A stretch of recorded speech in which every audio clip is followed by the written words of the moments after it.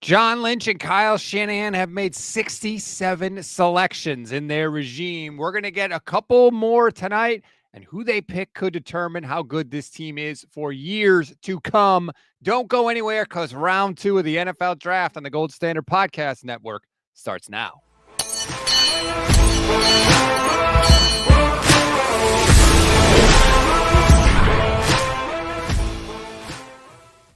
What is good, everybody? Welcome to round 2 of the NFL draft here on the Gold Standard Podcast Network. I'm Rob Stats Guerrera alongside Jason Aponte. What a night to be alive, Jason. I am pumped up for round 2. Yeah, it's for the most part, it's really odd to see a largely positive overview of a first round pick for the 49ers amongst fans. And, of course, there's people that are going to push back on Mykel Williams. But for the most part, everybody's pretty excited about the first round pick. And I think that's something that I think we haven't seen since Nick Bosa? Yeah, maybe Brandon Ayuk, It's been a minute, I would say that. And a couple things have already happened because I didn't start round 1 right away. I wanted to wait a little bit. My voice is leaving me. So basically, I have to be judicious about how long I'm on the air. We did 4 hours last night. Carson Swessinger, the linebacker from UCLA, went pick 1 in round 2. Was kind of hoping maybe the Niners could grab him, but unfortunately that didn't happen. The Texans, traded up for Jaden Higgins, the wide receiver out of Iowa State. Nicky Manwari went to Seattle. They traded up to get him as well. Quinshon Judkins, the running back, went to Cleveland, and the Dolphins traded up for an offensive lineman, a guard, I believe. So we are at pick 6 in round 2. The New England Patriots are on the clock. Anything happened that you wish didn't happen because you wanted the 49ers to take them? Well, I don't know if the 49ers would have taken him, but I definitely don't like the idea of Seattle getting a versatile safety a la Kyle Hamilton. That is something that I don't like at all, based on them facing them two times a year. And Mike McDonald, knows how to use that type of player like Kyle Hamilton. So I don't like that at all. I don't know if the 49ers would have been in on Nick, but I definitely don't like him going there. I'll say that. So that doesn't help. What happened to the days of NFC West teams doing stupid things? Can we go back to those, please? Right. And it's funny because a lot of names that were tied to the 49ers, not Nick specifically, but Gray Zabel 2 times a year now in Seattle, Walter Nolan 2 times a year in Seattle, in Arizona, so now a lot of these names that were attached to the 49ers are going to be people that they compete with. And it's kind of what we were talking about last night about, Walter Nolan and Mykel Williams. They're going to be compared for the rest of their careers based on how people look at, hey, who was on the board when you took Mykel Williams? So it's going to be interesting to see how their careers play out and what history is going to tell us about what the 49ers did at pick 11. So basically this could be extra sweet because it'd be like, look, see, our guys are good and their guys stink and we get to play them. Or that knife is just going to be twisted twice a year in multiple games because of all the guys that were rumored to go to San Francisco that are now going to be in the NFC West. So it is Patriots, Bears, Saints, Bears, Jets, Niners right now. I'm watching on my phone. It looks like the Patriots pick is in. I don't even know what to hope for in round 2. Part of me thinks defensive tackle would be the way to go because they went edge in round 1. So if they can go tackle in round 2, and then you could sort of just take best player available the rest of the way. What's your sort of sense of things? With how the 49ers are going to go, or? Yeah, like position-wise for this. I think it's defensive tackle. And it just depends on where you land, right? Darius Alexander is a name that's out there. Omar Norman Lott from 10, I forget the college. I'm sorry. I'm just blanking out. I've been up all night, but I think it's defensive tackle. I think, you have your edge and then you have your edge that can move around, but you do need defensive tackles in this scheme, like straight up defensive tackles. So yeah, I do think it is going to be defensive tackle. And when you listen to John Lynch say, hey, we're not done addressing the position and it's going to be a few more, you have to believe him at this point because they haven't really lied about too much. Sorry, I'm just seeing an interesting little nugget. Something I sort of suspected has come across on Twitter. And the Niners are going to suit up in a bold new look this season as part of Rivalries, a new initiative from the NFL and Nike that highlights iconic division matchups with custom uniforms and fan gear. Is this a color rush situation? What do we have going on here? I didn't hear anything about this. Well, if you look at the 49ers social media and you look at all their avatars, you'll see that SF. So that's what they were hinting at. So yeah, it was kind of right there too. That's exactly what I thought. They love to announce uniform stuff around draft time. I noticed the change. I like it. I like just the SF with the no oval. So I hope they do something about that. I would like to know what it is actually going to look like, but we'll find out, I guess. Hopefully hopefully they consulted you, Jay. Me, I mean, I don't know. I have the unpopular opinion that I like the black 49ers jerseys, so they shouldn't consult me. Oh, A lot of people never hate them. mind. Nope, never mind. Looks like Trayvon Henderson went to the New England Patriots. A lot of people thought he was going to be one of the super tempting guys for Kyle Shanahan to go and get. Well, that is not happening. He is off the board. Good player.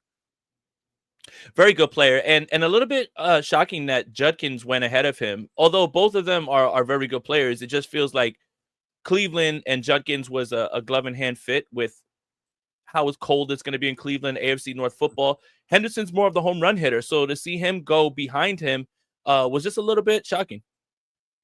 Yeah, there's a couple of things that shocked me, and then Ty Warren not even being the first tight end off the board, which didn't really click for me when it happened last night. But people were mocking him as like a top 6 player, and it was like, well, wait, he wasn't even the first guy at his position off the board. Yeah, a lot of people had the opinion that Colston Loveland was the better tight end anyway. And that's it depends on what you want, right? I think the Tyler Warren thing was exacerbated with the fact that he got to play on the national stage in some of these bowl games down the stretch, and he performed very well. But there's a few people out there that believe that Loveland was the better one, and you know what? I think with the Bears, they have Ben Johnson. If he believes that, then you gotta give him the benefit of the doubt, given his offensive prowess. Just taking a look at Dane Brugler's big board. Most of the top 40 are gone. Mason Taylor, I believe, is still there. Of course, Shador Sanders, as ESPN lets you know, every single pick is still on the board. Trey Amos is a guy the 49ers, a lot of 49ers fans are hoping they wind up with. Is that your pick for them right now? They could let you make the pick? No, I mean, look, I've been a big advocate for Will Johnson. I just think that the obvious medical issues are so bad that so many teams have passed on it. Let me explain this. Josh Simmons, an offensive tackle, had a patellar tendon injury, and it didn't stop the Kansas City Chiefs from taking a chance on him. Will Johnson's knee must be so bad that all of these teams are staying away from him, and he's going to end up being a value pick. But the problem is, if he doesn't return, and I think I saw a little bit of numbers when it came to what the injury is with his knee, and it's about 73% of players return to their form, 60% return to playing. That's actually really scary on a pick that the 49ers have to nail. That is very much boom or bust. And with the Josh Simmons thing, who would be shocked if he never misses a game, never misses a snap for the Kansas City Chiefs and plays every single down? But if the 49ers drafted Will Johnson, he would just be somebody who, would have to deal with that. So I would love that. I just don't think that the 49ers are going to be in on that given the uncertainty of it. Again, I'll stay defensive tackle, but if I want to play Madden, Luther Burden or Jalen Noel. That if I want to play Madden, like if I want to play Madden and I want to have a bomb ass offense, it would be one of those two guys. But given all the needs on defense, I have a hard time believing that the 49ers wouldn't address the defensive line one more time, just based on trying to build this for the future and even just trying to field a defensive line group this season. I was listening to Tim Kawakami and Matt Barrows after the round 1 pick, and I think it was Kawakami.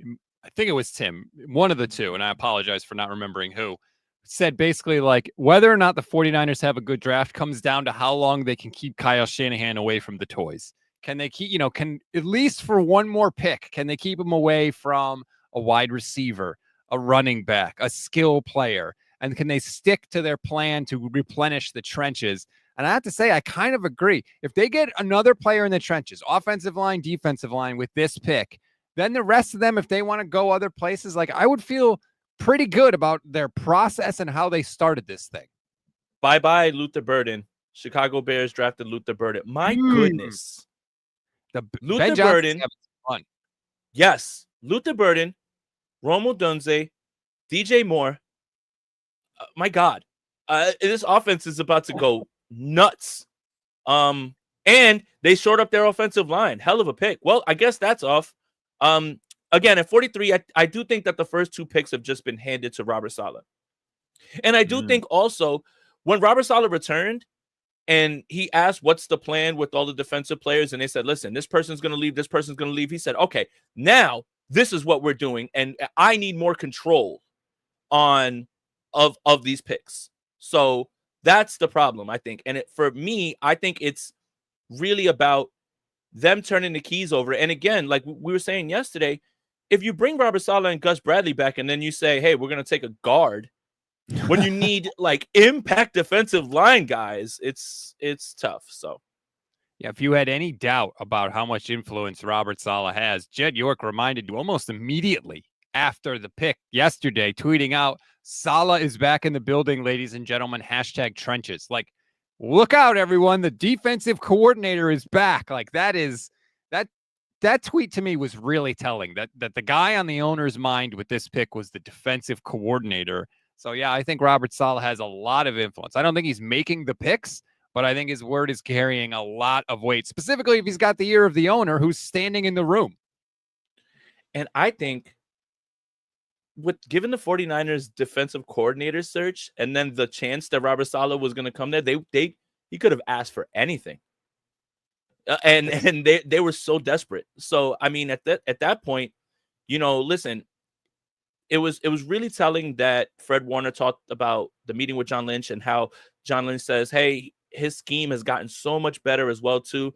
But sky was the limit for Robert Saleh. He could have asked for anything, private jet, anything, his own office, whatever he wants, because, this team has seen what it's like to have Wilkes and Sorensen, and they were just tired of it for a little while. So, yeah. You mentioned what the Bears are doing. I like this comment from Wedge Antilles. Let's see how Caleb Williams does now that he has his own Avengers. So does Caleb Williams, do his good plays not count anymore because he has good teammates around him? Is that what we're doing? Has he reached that number where all of a sudden it doesn't count, or does he still get credit for that? I just want to know how it works. Well, I do think that, I don't know if it's no more excuses, but he has a outstanding supporting cast. I think who's on the clock a little bit more than Caleb Williams is Ben Johnson. Let's see if you can do this by yourself too. Ben Johnson and Dan Campbell this season it's going to be an interesting case study of chicken and egg. Like who did what, right? Like who's the real driving force. So we're going to find out a lot. But personnel wise, offensively, I mean, again, playing Madden, geez, man, they are loaded right now. Matt Mayoko tweeted out. Let me throw this up on the screen. We can all read it together. Says, among those still remaining with 4 picks upcoming before the Niners go on the clock, the tackle from Minnesota, whose name I can't pronounce, sorry, Ariante, I think, Ursary, Darius Alexander, and Will Johnson. The fact that he's tweeting that mean the pick is going to be one of those 3 guys? Yeah, I mean, again, defensive tackle is kind of where I thought they would go. Will Johnson's falling so far that at this point it's almost laughable. Again, this knee has to be held on together by spaghetti. I mean, if you're going to take a chance on a lineman with a patellar tendon injury, and now everyone's running away from Will Johnson, and I think, if I'm not mistaken, and someone can correct me in the chat because I know you guys will, apparently there was a bone in his knee that needed to be replaced from the healthy knee, and that sounds like, yeah, right, that exactly. See your face? And that just it's, look, if the 49ers draft Will Johnson at 43 and Will Johnson is Will Johnson, they'll look like geniuses. But at 43, if Will Johnson's the pick and he can't play many games or he loses the season and he ends up being a guy who is on pup all training camp, it's going to be tough for them to explain it. I understand the rationale, but you can't take chances. You have to take calculated risks, not like boomer bust picks, right? Right. Like you can do it if you're the Chiefs because you're like, damn, the payoff would be so huge. We have the last pick in the first round. But when you've got you legitimately have to nail at least 4 picks in this draft class. Are you really going to roll the dice in round 2 with Johnson? And I guess does he have 2 functioning legs at this point? I guess you really have to wonder.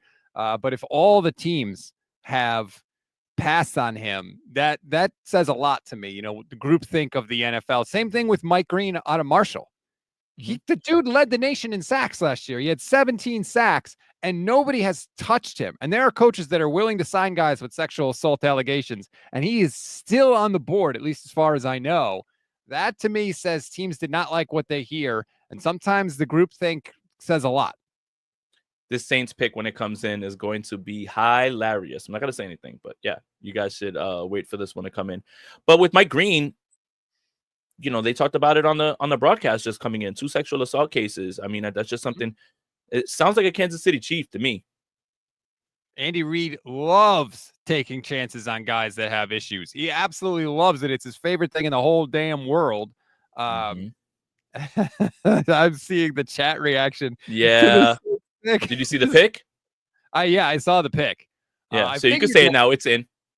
Tyler Shuck is the pick. The quarterback, not Shador Sanders, as Brisbee Life on Twitch says. Mel Kiper is screaming inside. Oh my God, he was crashing out. My goodness, man. Are you an analyst or? Woo. Yeah, he was definitely fired up about it. But look, the Bills traded up with the Bears to get the 41. I kind of thought the Bears might do something like that because they had pick and then another team in between, and then the Bears again.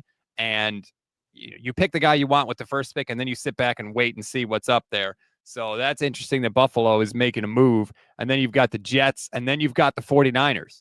Now, no defensive tackles have come off the board in round 2. I said this yesterday, Jay. I thought the way the board broke for the 49ers was almost perfect because there was one edge guy off the board and there was one defensive tackle. So the Niners almost had their choice of anybody in terms of those spots. Today, so far, it seems like it's breaking pretty good. Yeah, and it was interesting. Remember, we were talking last night about I almost don't want that many options, but Kyle Shanahan said it was 3 guys. And that's exactly what I was thinking. But the reason the pick came in so quickly is because Michael was number 1 on their board. So that made it a little bit easier. It would have been a little bit more nerve-wracking if Michael would have come off the board and then they would have been there with their second and third options.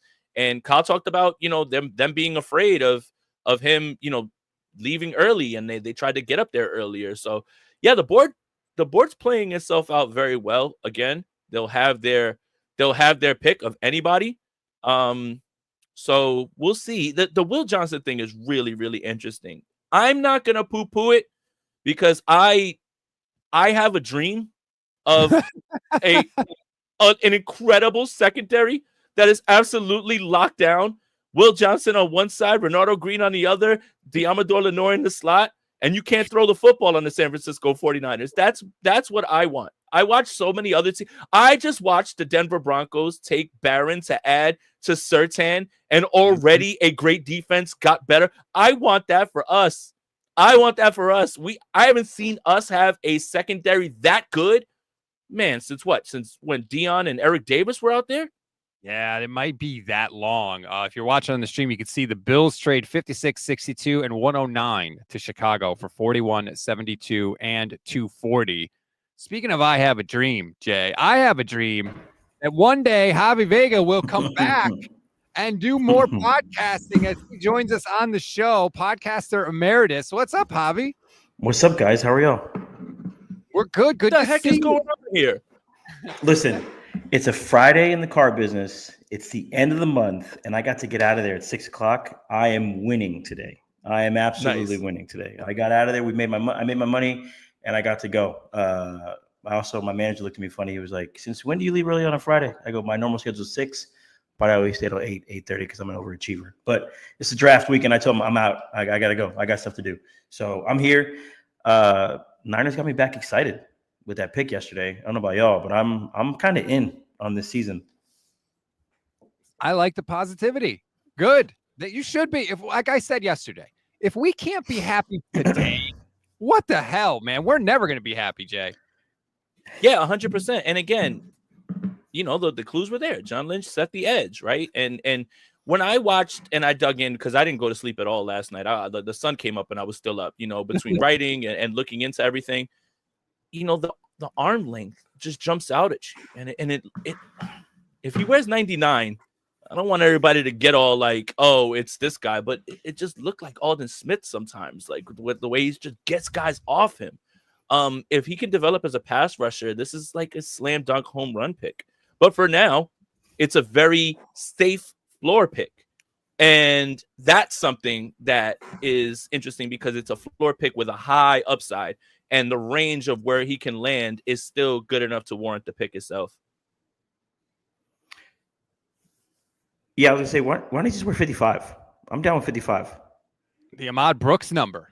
Yeah, I like 55. I think it just I always like that number 55. It's I don't know if it just looks sweet. 99. You got the Kinlaw, you got the Buckner, you got Alden Smith. I'm kind of with Vish on this. Let's get the emotional stuff out of the way. Let's go to 55. Ahmad Brooks is a good player. Wasn't a great player for the franchise, but now you can kind of reset that number with somebody like Mykel Williams. You know, it's funny. A lot of people made the comparison physically to Mykel Williams and Alden Smith. I talked about that with Dieter Kurtenbach.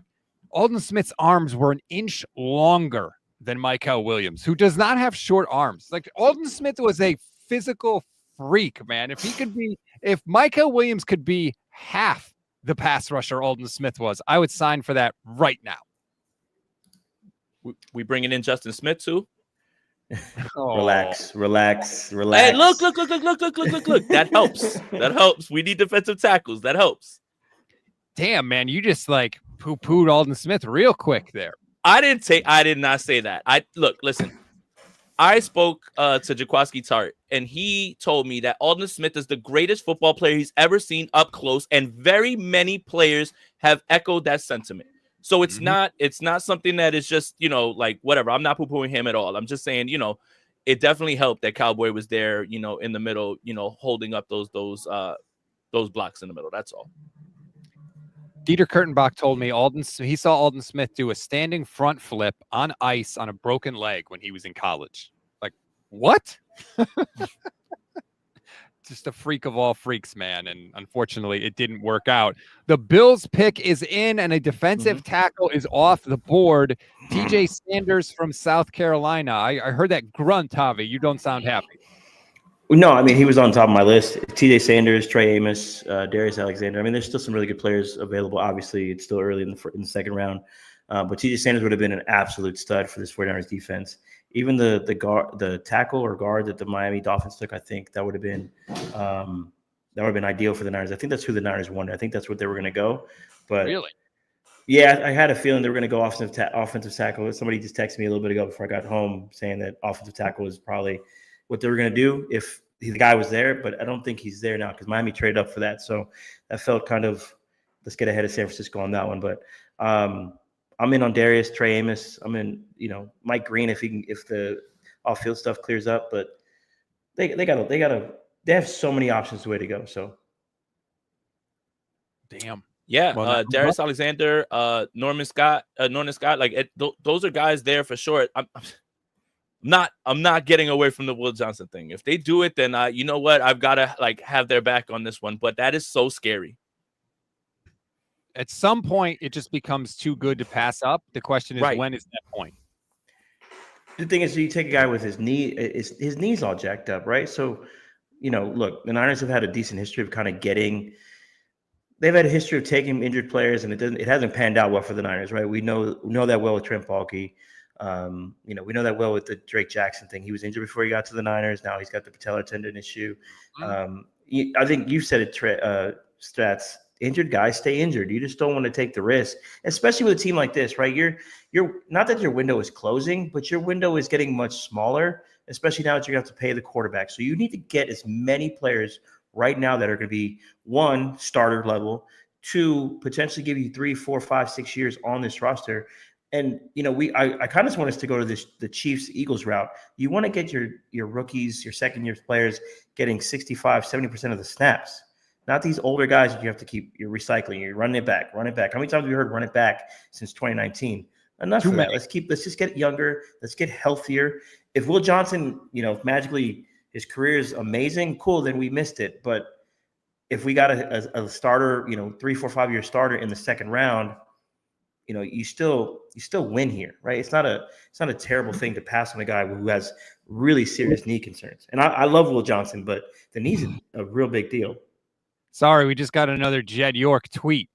So many choices. Wonder what we're going to do here. #Trent. Jed, shut up, man. I don't need to hear from you. Too much Jed in my life already, Jay. # I miss when owners were silent. Like, come on, man. Also, Jed, don't spoil the pick, man. I don't want to know anything. I don't want to know anything. I think it's pretty obvious what they're doing. It's either going to be Darius Alexander, or Collins from Texas, or do they go on the offensive side and take Belton from NC State? Like, is that a guy that's going to fit them right there? You know what I mean? You want the toy, don't you, Jay? Jalen Noel, man. Let's have some fun. If we're going to be poor on defense, let's just be so good on offense that it doesn't really matter. Sean Turner says, then why are you quoting Jed York, Rob? You can just ignore him. He's the owner of the team, Sean. I feel like when he says things, it's worthy of discussion. I can't just do the show for me. I got to do the show for the audience as well. So that's why I'm bringing it up. So we're not taking Shedeur, though, right? They better not. I'm just joking.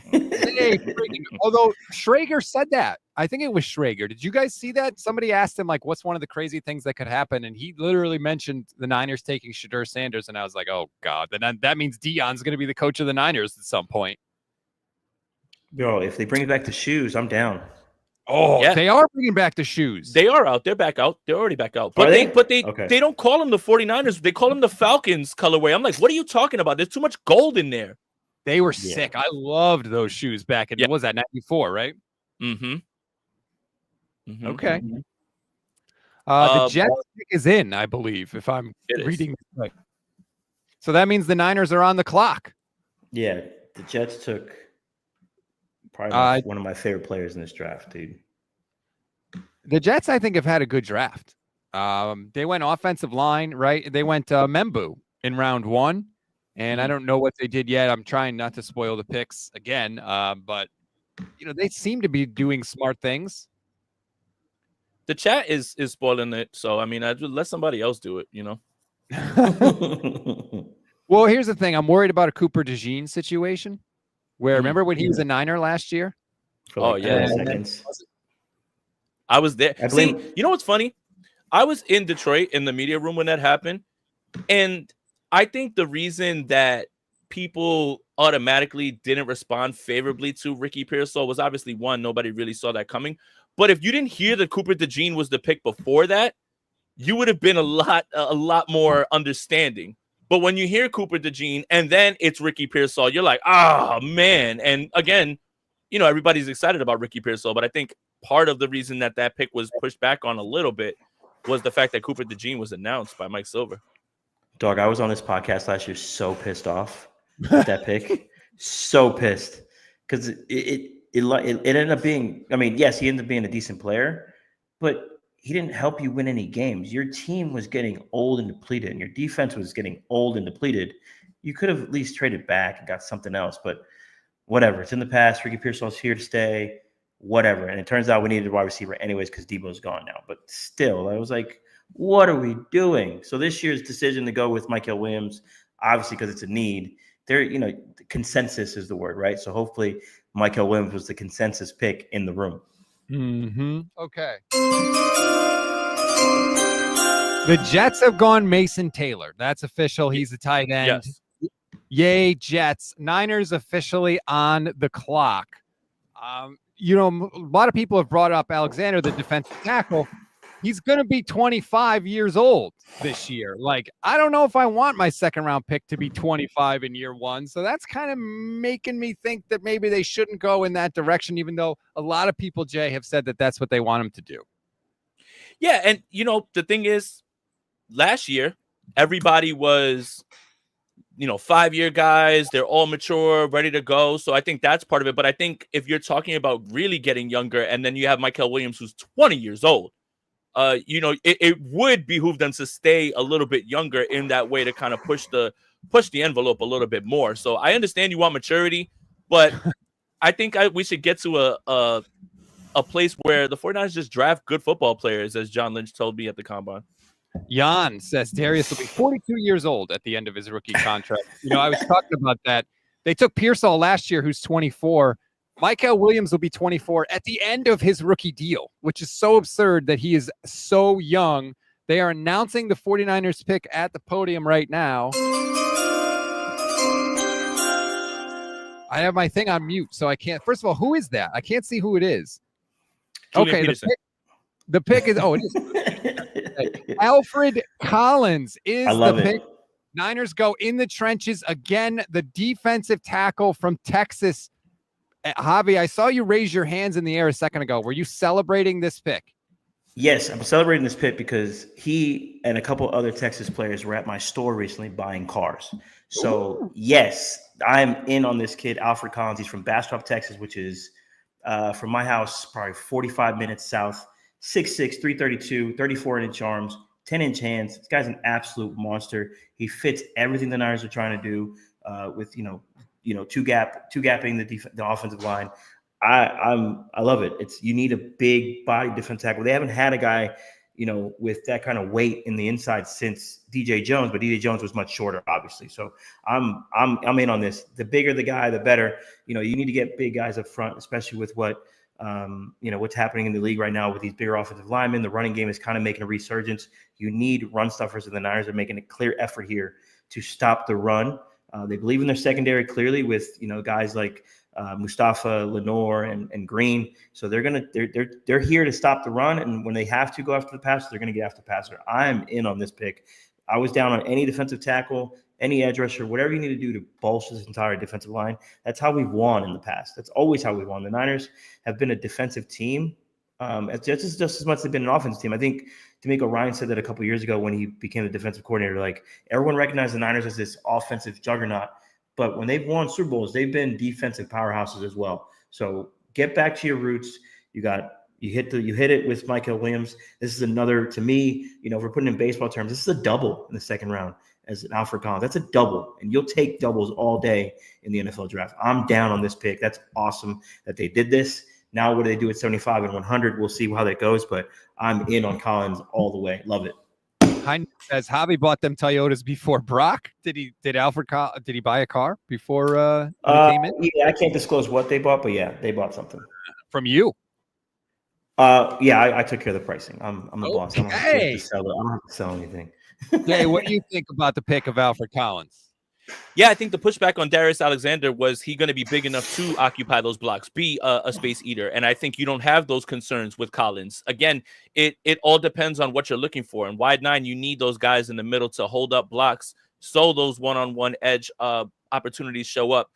So much about the wide nine is speculated on, keeping the edge, all that stuff. You do that with Michael, but now you get your space eater and you get a guy who is not just going to hold up blocks, who's actually going to be able to impact the run, in the backfield and, develop as a pass rusher as well too. You had to know defensive tackle was going, but I do think the pushback on Darius Alexander was just his size and can he be that type of force? So, like Javi said, DJ Jones, that's kind of where you are. And the 49ers have been looking for that every down defensive tackle since Buckner and Armstead have left. Perhaps they have found that in Collins, and that would be a great thing. And again, this feels like they turned the keys right over to Robert Saleh in this draft. They said, hey, listen, we need you back so bad, dude. We have pick 11 and pick 43. Do what you want and do whatever you want, and we'll shut up and get out of the way. And Robert Saleh said, I need Michael and I need Collins. And I don't blame them because they do need to get better eventually and restock this roster, but they need to be better tomorrow or when week one comes around and being a better run defense team. And that's already started. SF Data 49ers, for what it's worth, says Collins was the 43rd pick. He was taken 20 spots higher than his consensus big board ranking at 63. I was just trying to check. He was 70. No, I'm sorry. He was 68 on the Dane Brugler big board. I don't know that means anything. I'm just trying to present, somewhat of both sides on this thing. I don't know anything about Alfred Collins, to be totally honest with you, but I'm glad both of you are happy. He's a huge dude, and I always say with defensive tackle, it'd be great if you could rush the passer and do all that stuff. But the bare minimum, just like a car, right? Javi, we're talking about cars. The bare minimum I need from my car is to get me from point A to point B safely. With a defensive tackle, I just want a dude that's going to hold his ground. If you do nothing else, I'll be satisfied with your play. And it certainly helps to hold your ground when you're Alfred Collins and you're 6'6", 332 pounds. Yeah, and he gives him positional versatility, right? He doesn't necessarily have to play the nose tackle all the time, too. He can probably play a little 3 technique, little 5 technique, too, for this defense, right? So he gives him a little bit more. He did some of that in Texas. I know I live in the area. I live pretty close to Austin. So Texas had a hell of a year, right? Texas had a really strong recruiting class the last couple of years. So and I think the other part is, I'm just thinking about it just as we're going about this, these are blue chip guys. These are blue chip colleges, Texas and Georgia, right? You're going for these big name schools with big prospects who are used to playing in big time games, have experience in big bowl games and things like that. The Niners are expecting to be in the playoffs. These guys, they want guys who have experience in big games, who know how to handle things, who come from bigger programs, who can handle, adversity, being coached hard, going, so on and so forth. And they're coming from strong coaching staffs, right? You got Kirby Smart, you got Sark at Texas. That's the way to go. Sometimes drafting is simple. Take good players from good teams. It's really not that hard. And sometimes it's okay to draft for need. Like I said, the last couple of years, Niners are kind of just thinking they can play with this luxury thing. Why not just draft the best player you could possibly get and follow the model of the Eagles or the Chiefs or teams like that who are consistently winning ball games? So getting a guy like Collins and Michael Williams, that's strong. Now you've set yourself up to kind of where the draft can fall to you.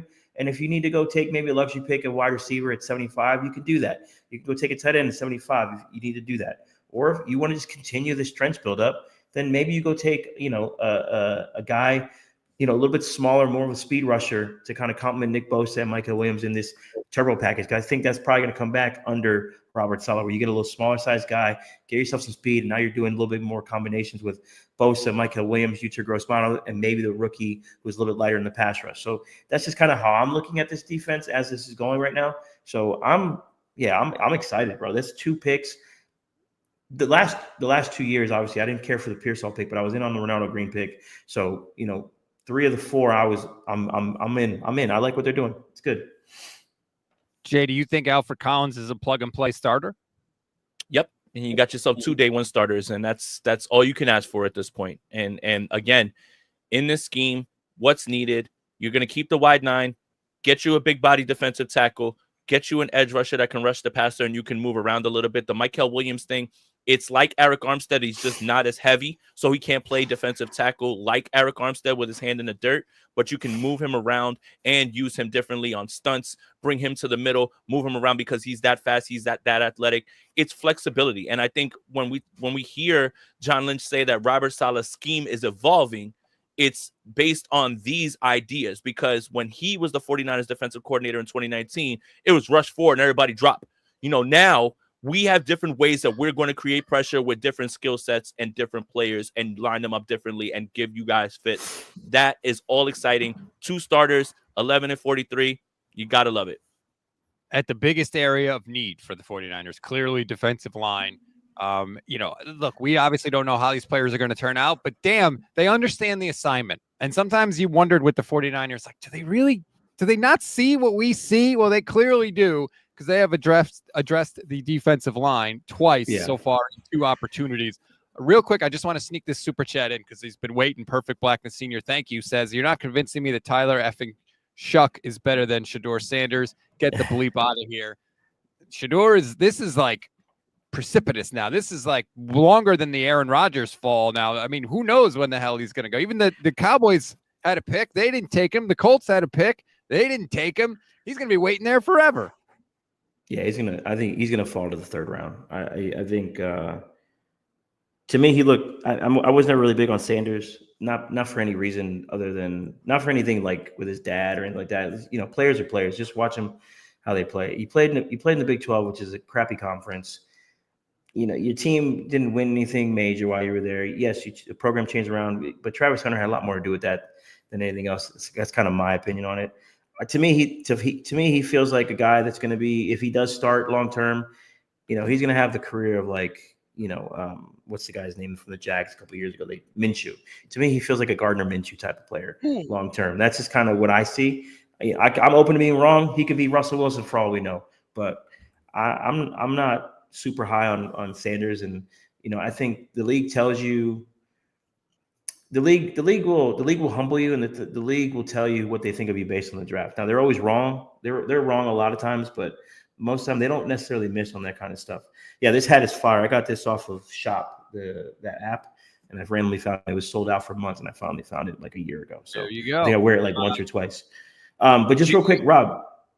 Hold on, Jay's got to bounce real quick, so I want to give you the last word today. Yeah, the Shedeur Sanders thing, I don't care. That's not my business. So who cares where he goes? We're not in the business of looking for a quarterback for once, so I don't really care. But yes, look, the first 2 picks out of this world right now in terms of what you need, and in terms of hitting on absolute needs.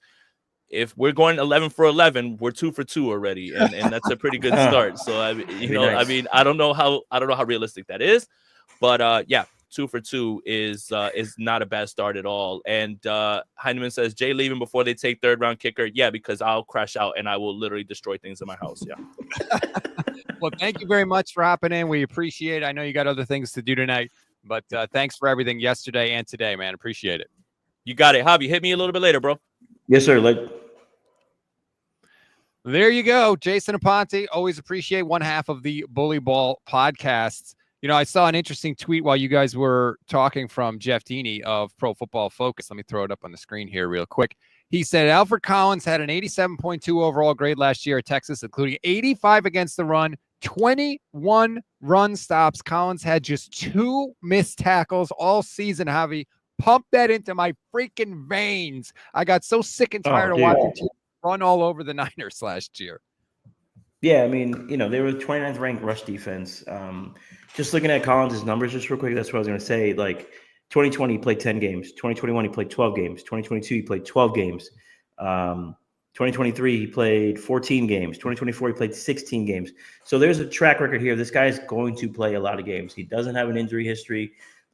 Last year, 55 tackles, 5.5 tackles for loss, 1 sack, 7 pass breakups, a forced fumble, and a block kick. Like that is production from a defensive tackle who's probably going to see the field, 55 to 60% of the time as your starter, in your base package. He's going to see the field, and he's going to be in there, on your 3rd down, 3rd and shorts. He's going to be there on your 1st and 2nd down. So he's going to get a lot of play time, and you like that. I mean, he's solid. 2nd team All-American last year. On a solid Texas team who played against one of the best offensive lines in football. He had to practice against UT's offensive line. So, I'm all in on this pick. I like what I see. I'm happy that they did it. The Niners are really digging in on this stopping the run philosophy, and that's how they've been. Stop the run, you get to have fun. That's the saying, right? That was what it was.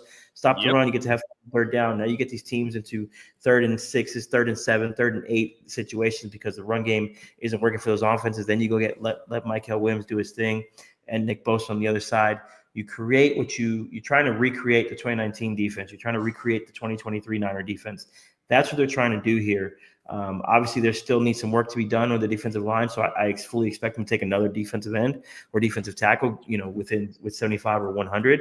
But I like where they're going here, man. It looks good. It feels like now, I always tell my kids, if you handle your responsibilities, I don't care what you do after that. If you do your homework, I don't care if you play video games for 2 hours after that. You did your homework. You handled your business. And with these first 2 picks, it feels like the Niners have handled their business a little bit. You've addressed the defensive line. If you want to take another defensive lineman, I think that would be fine. They definitely still need it, but you don't have to take defensive line now with this next pick. I feel like you can let the board come to you a little bit and give yourself a little freedom in case Kyle does want to take a shiny new toy. He wants to. He's got his eye on him.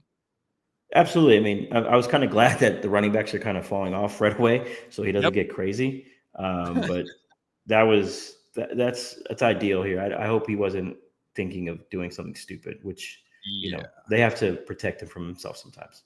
Yes, I think that is exactly the right phrase. Let's throw up the beast, the Dane Brugler draft guide, talking about Alfred Collins. As a coordinated big man, Collins plays with natural power and does a great job as a 2-gapper, stacking, peaking, and grounding ball carriers between the tackles. His hands are more heavy than disciplined, and he struggles to root himself versus doubles because of his tall pads.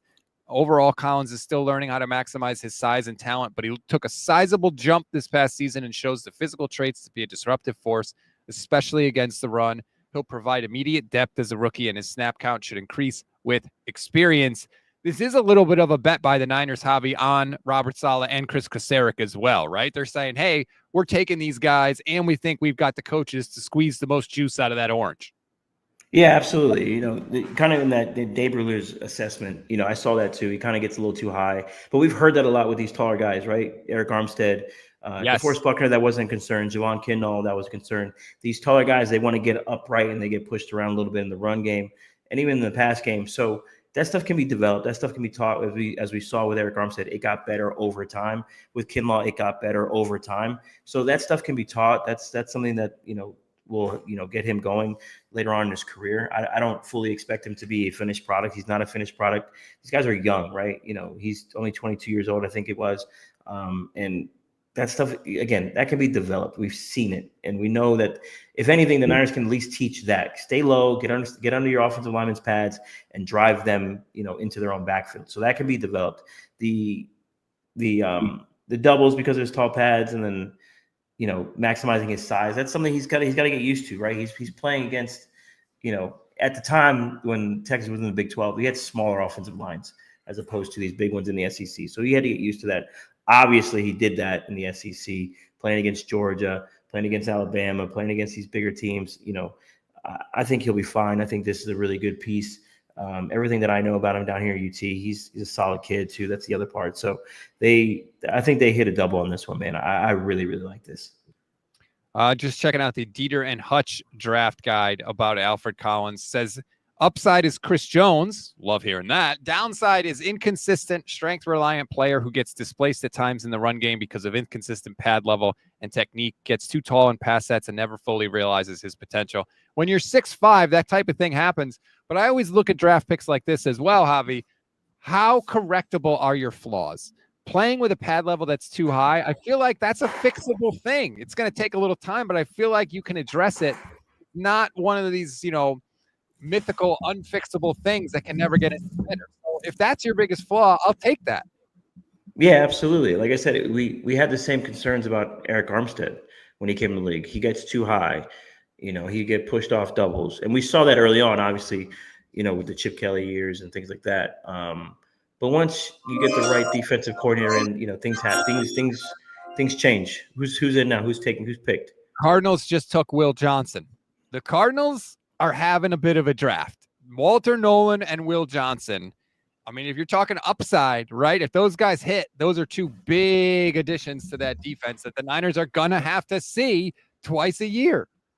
Yeah, no, for sure. I think Nolan's going to be a hit. Will Johnson, again, like I said, that knee is concerning, but they can take that chance, right? They have some depth at corner where this kid can just kind of, work his way into the roster, work his way, into the starting lineup, or even just as a situational guy, maybe just start special teams, just kind of do what he needs to do there with him. I hope he's good. You never want to see a guy's career end shortly because of college football and things like that. So I hope it works out for him. But it's the Cardinals at the end of the day, man. The Cardinals don't move me, and I'm not trying to be condescending, but they just don't do it for me. Are you surprised that the 49ers haven't tried? Well, I guess they did try and trade up for Michael Williams. Do you think that they will stay where they are because they don't have a pick now the rest of the second round? Or do you think that they're going to try and package some picks and make a move back up here? I mean, it just depends on who's there, who's available and how the draft is falling, right? Because right now, what pick are we on? 46, 47? 48. 48. So they pick they got 26, 27 picks till they pick. Right. I mean, I guess you could, but I think they need as many bites in the apple as possible, right? So maybe try to stay where you are at 75 and 100, or maybe use 75 and 138 to move up into the 60s, right? Maybe you do that so you still get 2 picks in the third round. But I don't think they're going to get too crazy here, man. I think this draft's going to fall them well because of the depth there. You still got some decent wide receivers in this draft. The linebacker class is a little shaky, but there's some potential there. They can probably get somebody that falls to them. I wouldn't be surprised they make maybe one trade, but I wouldn't be surprised they make 0. The guy at linebacker that I keep hearing about is Demetrius Knight from South Carolina, and everybody just says he's basically a crazy person, that he'll just launch himself at guys like a missile. And I do think that defense doesn't really have that attitude. Like Fred has that attitude, but Fred Warner, I love him. He's not a big hitter. Like that's not his. He gets dragged sometimes when he tries to bring some of these ball carriers down because he's not the biggest guy in the world. Dre Greenlaw was the muscle of the defense. Yeah. He hit you and you would stop moving. They don't have a guy like that. Everybody says Demetrius Knight out of South Carolina is a guy like that. Dane Brugler has him going in the 3rd or 4th round. That's definitely something. I don't know anything about him, but I am for that attitude coming back to the Niners D. Yeah, no, absolutely. They need to bring the, like, I love Fred. Fred is not the muscle of this team. It was Dre, and you saw that. Can you get a guy like him? Darius Knight or Demetrius Knight from South Carolina. I like the kid from Georgia. I was hoping for Carson Schwarzenegger to kind of fall. Maybe that would be a really sweet peak to get him there. Jeffrey Bassa from Oregon. I think he fits the mold. I don't know about the kid Kane from UCLA. He feels more like a special teamer.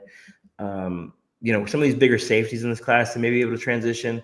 That might be a possibility at linebacker. They just need to get the right mentality, that all gas, no brakes mentality back on the defense. There's some kids in this class that are like that, but my worry, and this is something that I kind of personally thought privately, some of these kids have gotten paid in the NIL level or in college with the NIL. They're, maybe they're not as committed or dedicated to football and chasing that big contract or chasing just whatever it is, loving football the way they used to. I kind of thought that a little bit ago. Somebody tweeted about that the other day, that these teams had those questions, but I think that's something that's really going to be a concern going forward with some of these, later on guys who've been paid at the NIL, with NCAA, with the NIL stuff. So we'll see how it goes. I heard that John Lynch said, actually, one of the kind of positives about the whole NIL thing is NFL teams get a chance to see how guys handle money, right? Because now all of a sudden, significant amounts of money, and what do you do and how do you respond, which is something that, there's no way for any of these NFL teams to know that previously. That's kind of an interesting thing that I hadn't really thought of before. Like that is sort of one of the positives. Is like that is a little piece of information that you don't necessarily have, that you never had before. Yeah, no, that's a fair point, right? Because some of these, like, who was Derek Harmon? He talked about how he spent his NIL money to take care of his mom. Like why wouldn't you take that guy? Like his, rest in peace to his mother. Apparently she passed away this morning. Yeah. That's so sad. But the fact that, he's playing football for, that's his why, right? I work in sales, and I talk to a lot of the guys, what's your why? Like me personally, the why stuff for me is my family, my kids, and things like that. These football players, they have their why. Some of them are selfish reasons. Some of them are family reasons. Some of them are trying to get their families out of poverty. Some of them are trying to take care of a loved one, like Derek Harmon. Like seeing how these players act with money, that's a big deal, especially with, you're 20 years old. You just signed a $45 million contract and you get $20 million right away. How do you respond? Sometimes people are like, you can't tell me nothing, or it's just another day, right? I'm going to go back to work and keep grinding for the next one. So that's a really strong, good point by John Lynch. The other thing with the NIL is keeping these kids in the college a little bit longer, right? So they can develop. I know the past couple drafts, people were like, these kids aren't developing, they're coming out too soon, and then they're just washing out faster in the NFL. Prior to, I don't know when it happened, but let's just say prior to 2011, right? These guys are staying maybe 3-4 years in college and coming out a little bit more developed. Same thing with the quarterbacks, right? These college quarterbacks, was it Bill Parcells who had a Rule 4-year starter, certain amount of games, right? That may be something that's going to lend to these quarterbacks coming out a little more prepared, right? Like perfect example next year, Drew Aller, he decided to stay one more year at Penn State, right? He could use another year in college before he gets to the NFL, right? That stuff is valuable, and he's getting big NIL money. The kid from Georgia, Carson Beck, he just got paid by Miami. Now, I don't think he's very good, but the point is he's staying because, one, he knows he wasn't going to get drafted early this year's draft, but also he could probably use a little bit more refinement in the college game to get him better for the next level. So I'm in on the NIL. It just needs to be kind of honed in, a little more restrictive. Like, hey, let's kind of get this thing to where it makes sense for all these college teams to kind of have more of a level playing field. Things are starting to pop up on Twitter about Alfred Collins. I'm seeing this from Jeff Muller, who says Alfred Collins' comp on NFL is Javon Kinlaw. Collins notably slid in the draft due to medical concerns, primarily a calf injury and a foot injury that landed him in a boot since his pro day. That's interesting. Don't love that. I mean, Javon Kinlaw, the whole thing with him was that his knee was screwed up from jump, and it was arthritic and deteriorating, and it flared up immediately for the 49ers. And now, if Alfred Collins has an injury issue, they better be damn sure that it's nothing serious, because they, like we talked about, they need to hit on these picks. This is your second pick. You better be really damn sure about the medicals. Yeah, they have to be, obviously, right? But he played a full season. What landed him on? What got him hurt after his pro day? Like, the calf strain, apparently. I'm checking the Dane Brugler draft guide. that doesn't make sense, because he played all 16 games in Texas last year. He missed part of the draft process because of a left calf strain. Was it from the bowl game? Maybe, that could be something late in the season. I mean, he did. That's different, right? He's going. The college football playoff is the first time this year, right, where they added 2 extra games. So that could be something that that's probably what it is, conditioning and stuff like that. You're adding 2 extra games, high leverage games as well. You're not playing just a regular SEC game. You're playing for a national title. So that's probably what that is. I'm going to lean it's probably nothing, but we'll see. Nothing. Yeah, obviously, hopefully nothing super serious. Seeing James Foster posted on X, there's no such thing as a can't miss prospect, but it's really hard to imagine a team drafting Alfred Collins and their run defense not immediately improving. Dude sheds blocks like he's pulling weeds in the yard. Look, like I said, tonight I want to be happy. I like seeing all this film. I like seeing the Niners have picked, shove guys out of the way. I want to believe, damn it. Whether the Niners are going to be good or bad for the next 3 to 5 years is determined by what happens tonight and tomorrow. Like, that is just a simple fact of the matter. You screw up the draft, you stink. You hit the draft, and you can all of a sudden accelerate and be really good for a long time, man. So this stuff is important. And tonight I want to believe that the Niners are on their road back. So I'm loving this film. Yeah, absolutely. This is, again, like I said, this is how they've won in the past. You build your trenches. Obviously, the 49ers inherited DeForest Buckner and Eric Armstead, two, in my opinion, at the time.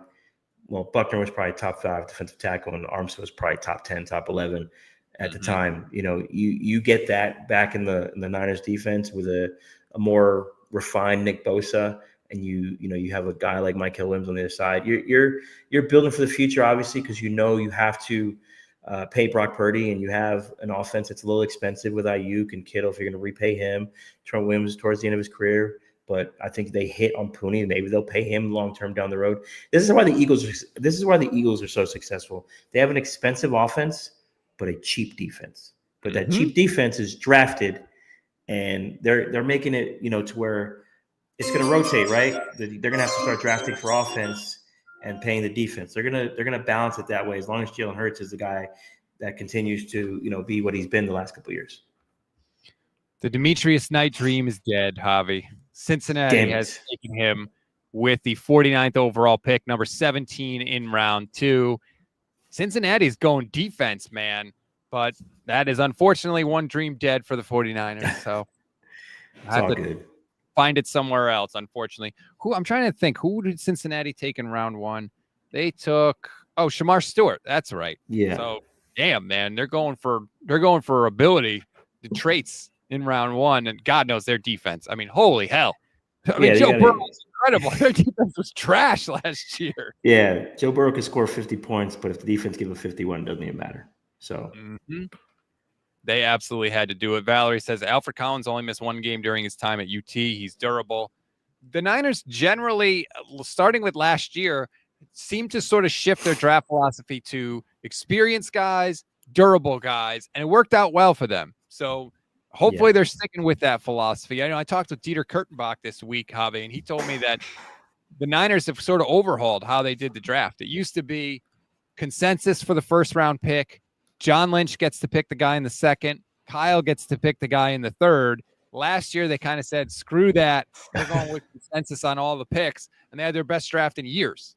Yeah, go figure. Why would you let Kyle Shanahan, listen, there's, I know back in the day that, if you're going to be you're the cook, let you buy the groceries. Sometimes it's best. You shouldn't go to the grocery store hungry, right? Like Kyle Shanahan was going to the grocery store hungry with these some of these selections, Dante Pettis, Joe Williams. Like, what are we doing, dude? CJ Beathard. CJ Beathard, Trey Sermon, TJ, TDJ. Like, what are we doing? Like, let your scouts do their job. Allow them to do their job and get you the players that you've been looking for.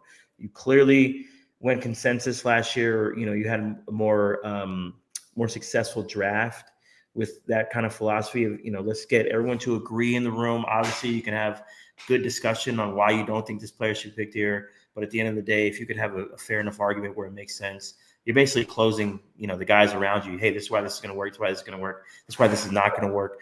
That's how successful teams operate, right? This is why I like what the Eagles have done so far. This is why Howie Roseman has been one of the better GMs in football. He, from what I understand, it's scouts and coaches. Scouts kind of supersede a little bit here in their draft room, and obviously they've been successful at it ever since they let Chip Kelly walk out of the door, right? So that's kind of the way you want to do this. The Ravens have a simple philosophy. Hey, we're taking best player available. We don't care if we need the player or not. We're just going to take good players from good schools, right? Everyone overthinks it. Take good players from good schools with limited injury history. You're going to be all right. More often than not, right? Yeah, like not every pick is going to work out, but you're going to hit on way more than you know. And that's sort of the name of the game. Peter Schrager had a tweet. Let me throw that up. He says, 49ers used to look at the defensive line as their strength. Buckner, Armstead, Bosa. Williams and Collins are a sign that they're looking to return to those days. Two strong selections out of the gate. Kasarik and Robert Saleh are happy men. I'm amazed at how much Kasarik and Robert Saleh are getting mentioned and talked about and praised. For everybody that says Kyle Shanahan's a control freak and all this stuff, it sure seems as like the two defensive guys are getting all the praise and credit for these two picks. So I don't know if Kyle got his power taken away or if he's evolving, but it seems like, he's not the driving force behind these. Yeah, I mean, I think it also. I think I'm gonna shoot Kyle some bail, right? Like Kyle's also stated before, like if he's gonna take, he'd rather take a defensive lineman over an offensive player. Like he's stated that. So he knows that that's how you win in the trenches. So the solid thing, maybe they're trying to push a different narrative. Maybe they're trying to set something up later on down the road if the Niners were to falter. Oh, this was a solid draft and Kyle wasn't that much influence and we can kind of move on from this guy. But I think at the end of the day, the Niners have plenty of offensive weapons. You still have Christian McCaffrey. You have George Kittle. You have Ricky Pearsall. You have Juwan Jennings, you have Trent Williams, you have Dominic Pooney, you have Kyle Juszczyk. Regardless how you feel, Rob, they have an offense that should be able to score points, right? So, and where your issues are. When where your problems are, you have to fix them. So, they knew going into last season that their defense was going to be shaky. They said it. They acknowledged it. And then this year they had to do what they had to do. So allowing Robert Saleh and Kasarik to essentially pick the groceries, right, for lack of a better term, then let's do it. But I don't know that Kyle's giving up too much power because I know Kyle's philosophy is also defensive minded. He can make a lot of things work on offense. I mean, for crying out loud, Nick Mullins was throwing for 3,500 yards, and Richie James had like a 189-yard game. Like Kyle can make the offense work with pretty much anybody that can get open and a guy who can throw on time. So Kyle can kind of get his toys a little later. The defense a little more where you need to hit on these picks. You need to, you need to replenish that. You need to restock that inventory on the defensive line, which we know has been their bread and butter the last 5-6 years. They have to do it. They had no choice. I mean, we saw it all last year. You're getting run on by Green Bay. You're getting run on by the Bills. You're getting run on by everybody every week. It was over 100 yards religiously. It was just a bad defensive line. Obviously, the defensive coordinator was over his head, but you have to get back to what your core values were, and that's stopping the run and getting after the passer on third down. So I like what they're doing. They're going to be just fine. I think with a light schedule this coming season, I say that with an asterisk because you never know how some teams may shake out in this draft and what they how they go into training camp, vibes are right, and things like that. But based on their schedule, this team should still be able to win 9, 10, 11 games and be competing in the playoffs. I'm not saying a Super Bowl. I'm saying playoffs. So that's kind of my expectation going into this year. You mentioned Nick Sorensen. Can you imagine Jed York putting out a tweet? Here we go. Nick Sorensen in the building. Hashtag trenches. Like how far we've come when it comes to 49ers defensive coordinator. Even Steve Wilkes, like that was never going to be a thing. Clearly it is with Robert Saleh. The Niners fundamentally were built to get a lead up on you. And then when the other team was playing from behind, they were going to get pressure with their front four, and their secondary was going to be able to eat as you were trying to pass to come back in the game.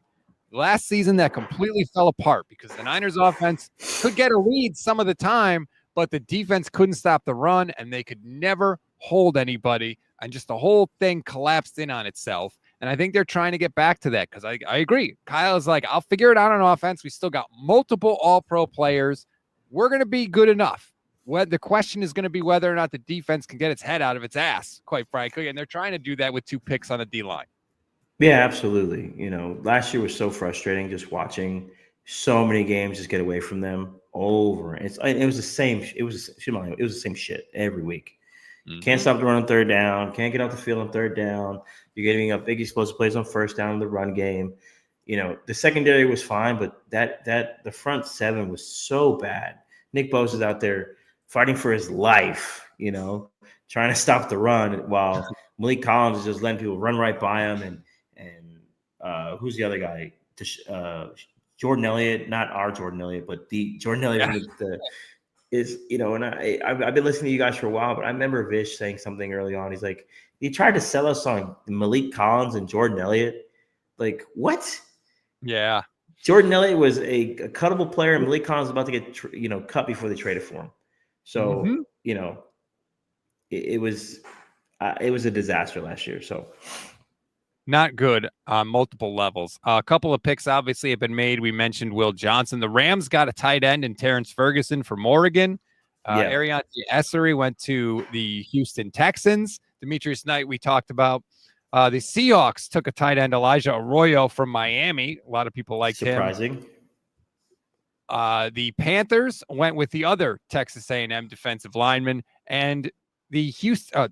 I always do that. The Tennessee Titans went with Femi Oladejo, who a lot of people wanted to see in San Francisco. One of those kind of crazy type people. He is now off the board as well.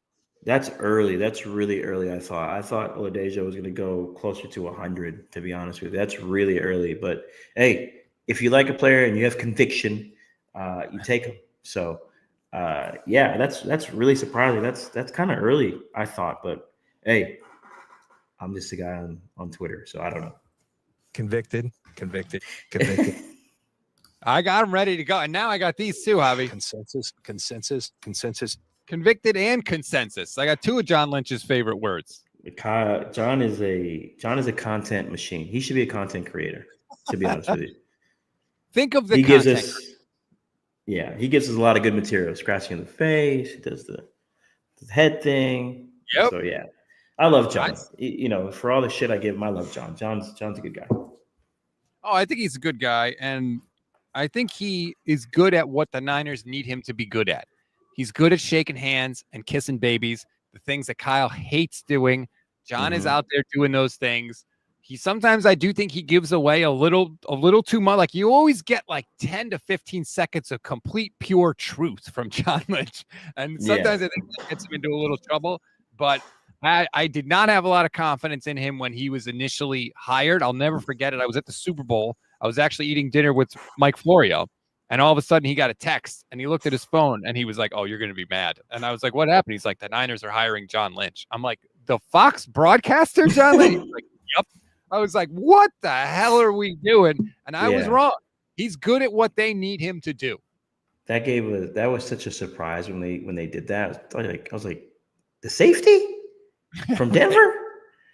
But I mean, it's so far so good. I don't have many complaints with John. I think we know who's in charge. I think we know who does the contracts, but I wish John, I don't know, I guess maybe I wish John had a little bit more control on some things and maybe a little less control in other ways. But John's never seen a microphone he doesn't like. So I'll tell you that much. Yeah. So absolutely. I 100% agree with you. And he's also good at apparently kind of smoothing things out. Did you read the Mike Silver book, The Why is Everything? Yeah, there's a lot of good nuggets in there. Kyle and Robert Saleh getting heated, and John kind of being the soft landing guy. Hey, let's get this here and let's mediate this stuff. So yeah, that's John. John seems like that kind of guy, unless you piss him off, apparently. Kyle MF's people, and then John smooths it all out pretty much. Speaking of ticking people off, Levin Black is here. Hi, Levin. Oh shit. Yeah, Rob guilt tripped me into showing up. Yeah, I sent him a text. He said he was going to come on board, and then we're an hour into this thing, and Levin Black is a ghost. So I fired up. A text. Just finished bedtime, and I worked 12 hours today. So that's short. I will not finish that sentence, so you don't have to do extra work. There you go. Frisbee Life says, is Levin conscious? Diego Figueroa says, Levin, now this is must watch. Well, Diego's just flat out lying. We've been talking about it a lot, Levin. Niners go defensive tackle with their second pick, Alfred Collins, who is a huge friggin' guy. Yeah, I think this is their overall draft. If you want to sum up what they wanted to target early on, I think their philosophy was, let's let Nick Bosa do what he does best. They're wanting to get another edge defender so that people can't double team Bosa nearly as easily. And they want to get a guy on the inside that can play either position, that can move around, that can occupy a defender at the very least, so that Nick Bosa can go horizontal, can move around, go where he needs to make the big splash play. Let your defensive player of the year have the freedom to make the most of every single play. I wonder if Bosa went to them too and was like, can you get me some help for the love of God? Because I do feel like you could see at times he was trying to do a little too much because he knew that if he didn't, they had no chance. And he's not a rookie anymore. I wonder if he went to them and was like, you know how to do it right. We got to get back to that. I can't have another year like last year, because Bosa's getting crapped on too, by the way. And I'm sure he doesn't love that, Javi. No, yeah, I mean, listen, I like Bosa. Do I think he's the best defensive end in the league? No, but he's a top 5 guy, when healthy. But you got to give him a little bit of help. No pass rusher in the league is doing it without somebody decent, at least a defensive tackle. Like, Jesus, right? The Rams got it done with Jared Verse and Jared Fisk, right? They're making it work with 2 young players. Myles Garrett, yes, while a physical freak, he's got 2 defensive tackles that can move off the defensive line. The Eagles, they're doing a little bit backwards, right? They got the 2 guys up the middle, and they got some lighter guys on the edge that are. You need a Batman and a Robin, right? You need these players to assist you, right? When the Niners were at their best in 2019, which was an enrichment of a spoil of riches with Armstead, Buckner, Bosa, and Ford, and then you had a really strong wave of second tier guys to go there. That's how you win, and the Niners didn't have that last year. And kind of truth be told, they didn't really have it in 23 when they went to the Super Bowl either, right? They were still kind of lacking. There was something lacking with that defensive line in 2023 when they went to the Super Bowl. So to kind of rebuild that 2019 defense, this is the model. You need to provide some help for your All-Pro, potential Hall of Famer defensive end with blue chip players in the middle and on the other side to alleviate some of those double teams that he's seeing. Now we can get back to those stunts that we were seeing with Bosa a couple of years ago, where he's just kind of looping around when they had those turbo packages. I remember at one point they had Amenahue, Ibuka, and Bosa on one side, and you didn't know where the hell the pass rush was coming from, and they were getting home quickly. I remember that Detroit game, week 1 a couple of years ago. I was like, what? Wait, why is Bosa all the way out here and this humongous space in the middle, and the 3 guys will collapse, and here comes Bosa wrapping around? And I'm like, what the hell is that? So let's get back to some of that creative pass rush stuff where you can free up Bosa somehow. I'm with it, man. I'm excited. So this is good. I was intrigued when Fred Warner spoke to the media at the first day of the Niners offseason program, and he talked about Saleh addressing the team, and he said, Robert's here, and he's still all gas, no brakes, but his scheme has evolved a little bit. They're going to do some more complicated stuff. We needed that. I mean, Kyle basically told everybody that Nick Sorensen could not adjust, couldn't adapt to what, the injuries and the adjustments by the other offense, and it was just a disaster. So I want to see more of everything you described, quite frankly, because as I said yesterday, they need the help. Nick Bosa has more sacks and quarterback hits than the other 11 defensive linemen on the roster combined, and Bosa didn't even have any sacks in 2020 because he was hurt all year long. So that's the sorry state of the defensive line before this draft. They get the 2 defensive linemen 11. We've been talking about it. What do you want them to do now? Because I feel like you've done your homework a little bit, right? You've taken 2 defensive linemen. Are you okay if they go to a skill player in round 3? Do you want them to go offensive line? What are you hoping for? I'm hoping they go best player available. I told you the other day that you get outside the top 2 rounds. Like, I think in the first, second round, you adjust a little bit for need. You still mainly go best player available, but you have needs where you kind of need a starter. So if you can get a starter at a position of need, it makes more sense than getting a guy who could start but is going to be a backup for you at a different position. You get to the 3rd round, it's best player available pretty much all day. Now, if there is adjustments made, it's when, well, we think both these guys are pretty much equal. Then you pick, a linebacker, or you pick a corner, or you pick an offensive tackle. But outside of that, like, I don't care what position it is. If that's the best player that you think is clearly above anybody at a position of need, you go with that player. That's exactly what Javi said. Best player available. Just take good players. He's a smart guy, Rob. I know. Sometimes. The Packers just took Anthony Belton. That was a guy I thought the Niners could potentially get at 75. Clearly, he's a scheme fit. Packers took him. So, I was right on that one. But as far as the scheme go, I thought he'd be great. NC State runs a lot of outside zone. He was perfect fit for the Niners if they were going to take him there or move up. This is kind of where this might be the sweet spot, though, Rob, where they trade up. We can get to the 58 to 62 range, kind of see if you can sneak a player in there. I'm trying to see who's available.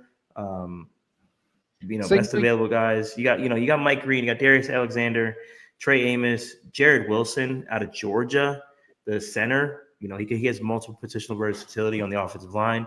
Does Kyle get his toy and Jalen Noel from Iowa State? John Lynch did hint that Brock Purdy is like favorable to Iowa State guys. Go figure. But Jalen Noel and Jaden Higgins are some 2 really good wide receivers. Jack Beck is available. Landon Jackson, I'm not really a big fan of his, but would they do that? Thomas, the corner out of Florida State. Trey Amos, Trey Amos is still available at corner. Do they go corner, move Lenore permanently to the nickel, and you have Ronaldo Green, Trey Amos, and Lenore? There's a lot of ways they can go here at 75, but I kind of think they should trade up here. I think they should get into the 60s if they can, to try to get one of these guys and still keep 100. If they can do 75 and 138 and maybe one of their 7s to get back in, into the early part of round 3, I'd be all for it if they can do that, man. I kind of hope they do, because there's a lot of really good players that I think would be ideal for the Niners here. Even Josiah Stewart, maybe you take him at 75, the edge player out of Michigan. Again, big school, limited injury history, played on the defensive line with Kenneth Grant and Mason Graham. I'm looking at, blue chip players from blue chip schools right now, and that's what they need. And that's when they've been most successful, right? Their best draft, BYU be what it is. You took Brett Warner. That's a good school. Nick Bosa, Ohio State. You took Deebo Samuel, South Carolina. Dre Greenlaw came out of Arkansas, right? That 2019 draft was so solid from blue chip players from blue chip schools. That's what you need to be doing, especially now with the way the NCAA is all set up with these, mega conferences. So I kind of hope they kind of trade up here. I think they need to get back into the 60s to make something happen. You say maybe they should want to trade up, but I see you. I follow you on Twitter. You know some things. You've got some people texting you. Are you saying this because you want the Niners to trade up, or are you saying this because you've got feelers out there and the streets are saying that they're working on a trade? So I had a feeler out there that they're trying to get into the 60s. That's all that I have. I don't know if they're going to. But I would, if I'm the Niners and you feel convicted or it's consensus to take somebody in the 60s, go do it. But if you stay at 75, the Josiah Stewart pick, he might be there still. Thomas from Florida State, he might still be there. Joshua Farmer, Florida State, he might still be there. Tate Rutledge, Georgia offensive guard, he might still be there. Kyle Williams, I know everyone hates that name, but that kid's a really solid player out of Washington State. Omar Norman Lott from Tennessee. Like there's some guys here you might be able to get at 75, but if you want to go ahead and take a guy who might be, you know, a more impact player, like to me, a Trey Amos, I'm in love with Trey Amos. I think he's CB2 in this class. You know, Ole Miss had a hell of a year last year. They had a lot, well, not a hell of a year, but they had a lot of really good players on that team. Again, blue chip players, blue chip schools, bring those guys in. Niners have had success with Ole Miss guys before, so I'm in. I wouldn't mind Trey Amos. I'm not going to sit Absolutely. there and pretend like I dove deep into his film and know all about him. What I do know is that almost every single big board had him being in their top 50. I mean, he was somebody that was at the top of the list when I was after last night's show, or I guess early this morning, reading like top people available. He was one of the first ones mentioned. And the thing with cornerback for the Niners, if they don't have injuries, I think they're good. But of all their positions, other than probably Fred Warner himself at linebacker, if something happens to Lenore, they're screwed. They don't have any depth whatsoever there. And I'll be honest, like I liked what I saw out of Green as a rookie, but we have also seen some players come in, have good rookie seasons when they're not really counted on, be expected to be the starter the next year and just flounder. You know, you got somebody like Akella Witherspoon had a terrible second season after a good rookie year, and then he rebounded again in his third year, and he's been his whole career is up, you know, every other year being halfway decent. But that scares me. Like if Green is not improving, somebody figured out something that he doesn't do well and he can't counter it, then they're screwed. So you're relying on a second year guy that didn't truly be counted on as a rookie. Like he was put in at times, but it was basically, hey, hold up longer than that second linebacker who's getting picked on. You know what I mean? So like, that scares me. If he hasn't improved or Lenore gets hurt, they're screwed. So I wouldn't mind getting up to get a corner.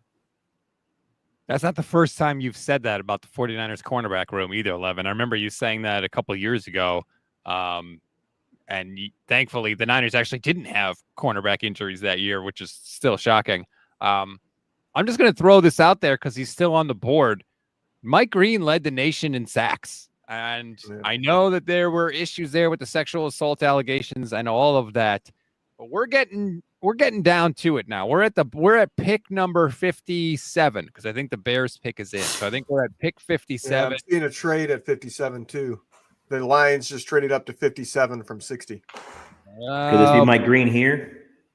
I mean, at some point you got to wonder. Pass rushing is the hardest thing to get in the NFL, and this guy was really good at it last year.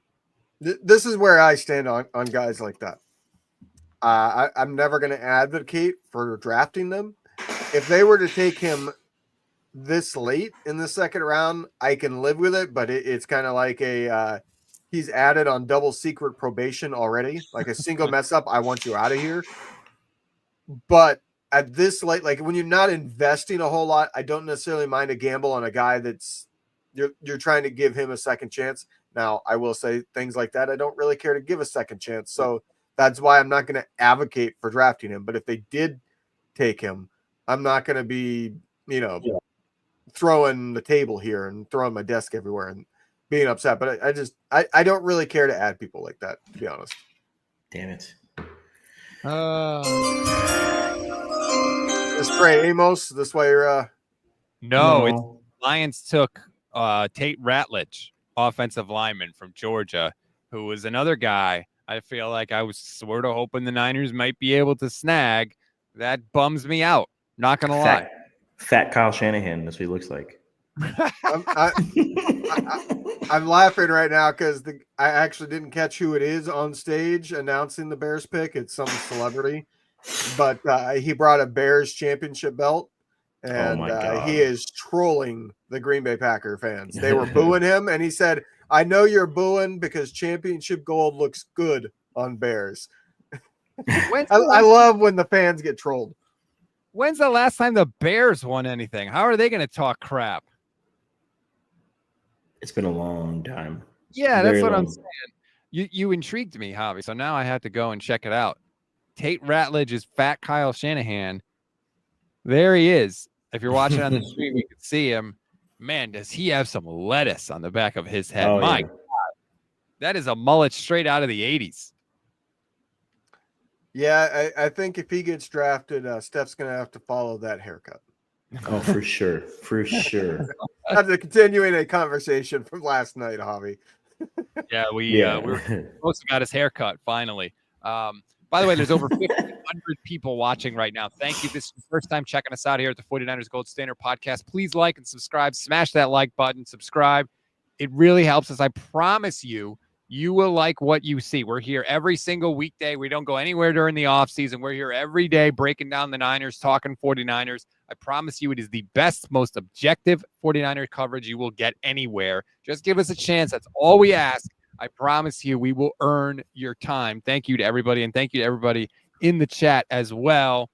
I'm like going through it right now because this is the last round where the Niners have one pick. They had one pick in the second. They have 2 in the third, 2 in the fourth, 2 in the fifth, and 3 in the seventh. Like, let's go. I just want to get through these picks because I want to be on the clock again. I feel like they got a little momentum. I want them to do something, Levin. This is what happens when you try to do a live show for 2 full rounds. You get anxious because, if you're watching it on TV or you're watching this stream, yeah, you go get an extra beer from the fridge. You go get a snack. You kind of relax and you come and go. But when you're doing a live show, it's like, I want something to happen. Kind of. I'm not going to lie. More power to you. I'm trying to check, 49ers Twitter and see what people are saying about him. This is not the time to check 49ers Twitter because you might see a draft pick that's not true. Well, first, it's pretty positive so far, though, what I've seen, which is surprising because 49ers Twitter is a, for lack of a better word, shit show half the time. I contribute to it because it does frustrate me to see all of my frustration comes from more the beat writers and the media guys. Like, can we just ask some tougher questions, please? Like, can we at least get to the meat and potatoes of the issues? Can we just get some honest reporting and not condensation? Is that how you can condescension? Yeah, condensation, whatever, condescension. From some of these guys, like, it's okay to ask a tough question. It is okay to say, hey man, you did this and it looks like crap. Why did that do that? Or how are we going to correct it? Like, it is absolutely okay. It's also okay to want to wait and see on the quarterback. And it is also okay to wait and see. And maybe we shouldn't pay somebody $60 million a year or $55 million a year because, those are my takes on that kind of stuff. But it's, so far everyone's pretty positive. So that's good. And I'm being positive today. I just saw Twitter is definitely a little more positive because I'm not on it anymore. That automatically helps out. David Lombardi tweeted out a quote from Alfred Collins. Quote, "They're taking a chance on me. It's not going to be a mistake." Look, I know that, no one's going to say I'm terrible. They made a mistake, but I do like the attitude. I like the swagger. I think the 49ers needed a little swagger. They needed guys that have that attitude, but don't also have the attitude, Javi, of we're the best team. We're the uncrowned champions. Because that, I think, is toxic. And there was too much of that on this team. Some of it is gone now, thankfully. But they still need guys that have that confidence. And it sounds like Alfred Collins does, and I'm here for it. Yeah, I kind of hated that stuff. Like, we were the stuff before last season. Yeah, we thought we were the best team. You're not. You lost the Super Bowl. And you lost the year before that. And the year before that, you lost too. It's okay to say, hey, look, we're close. We're knocking on the door. We're trying to bust through it. Don't sit there and say you're the best team. Of course you can think those things, but just expressing it publicly, it's a bad look. And then in the biggest games, you've had some major mistakes from some of your superstars. McCaffrey fumbles in the first drive of the Super Bowl, right? You got Spencer Burford deciding to freelance his block against Chris Jones, biggest play of the game. Yeah, and the biggest play of the game, and it's just it's frustrating. You don't. Kobe said it. The job's not done. The job's not done until it's done, right? I'm in the car business, and it's not in football or anything like that. But we have metrics every month we have to hit, right? And right now we're pacing really, really good. And I just had a meeting with my team before I left. Hey, look, we got to hit 710 units this month. We're pacing 710 units. Probably got 5 days left. Anything can happen. Job's not done. Do not, count your eggs, right? Let's keep moving. Let's pass the finish line. Let's supersede this 710, that number that we have. Like, that's just kind of the mentality. I think that starts at the top, though. Like, Jed's got this kind of, to me, he's got like this entitled, I'm Jed York. I'm the owner of the football team. My parents gave me this team. Kyle has a little bit of, Kyle comes off a little entitled, and that can kind of wane into the locker room. And, with Debo, the way he talked, and Ayuk, I've heard Ayuk's a super diva with some of this stuff. It's like, come on, dog. Like, you guys haven't won anything. Like, shut up. You guys haven't won anything. But you've been very good. You've been very good. I will give you that. But you are not Super Bowl champions. Like, enough. It is what it is. To pick up your analogy, at the end of the month and the calendar rolls over, what starts again? You got to start all over. You're reborn. Right. That's the way we use it in the car business. You're reborn. You have to restart the whole process again. And I can't rest on. I was watching the Pivot podcast. A couple of probably the Pivot podcast. The Pivot podcast. Yeah, I love it. But Mike Tomlin was on there. He goes, "I can't rest on my resume." Right? That was his thing. Yes, I'm a Super Bowl winning head coach. You can't rest on your resume. When you rest on your resume, you become complacent. Yeah, your resume says you won 13 games and you made the Super Bowl, but you didn't win it. Your resume says you are an all-pro tight end. Okay, you still don't have a Super Bowl ring. And I'm not talking about George Kittle specifically. It's just you have these guys who've had individual accomplishments, but your team accomplishment hasn't been completed yet. So, like, let's not rest on what we've done. Let's see how much further we can get with what they're doing. So. Joe Tiz says, Javi, you're rubbing salt on a wound that's still healing with Burford. Yeah, that is never going to go away. It's still rough. That one's rough.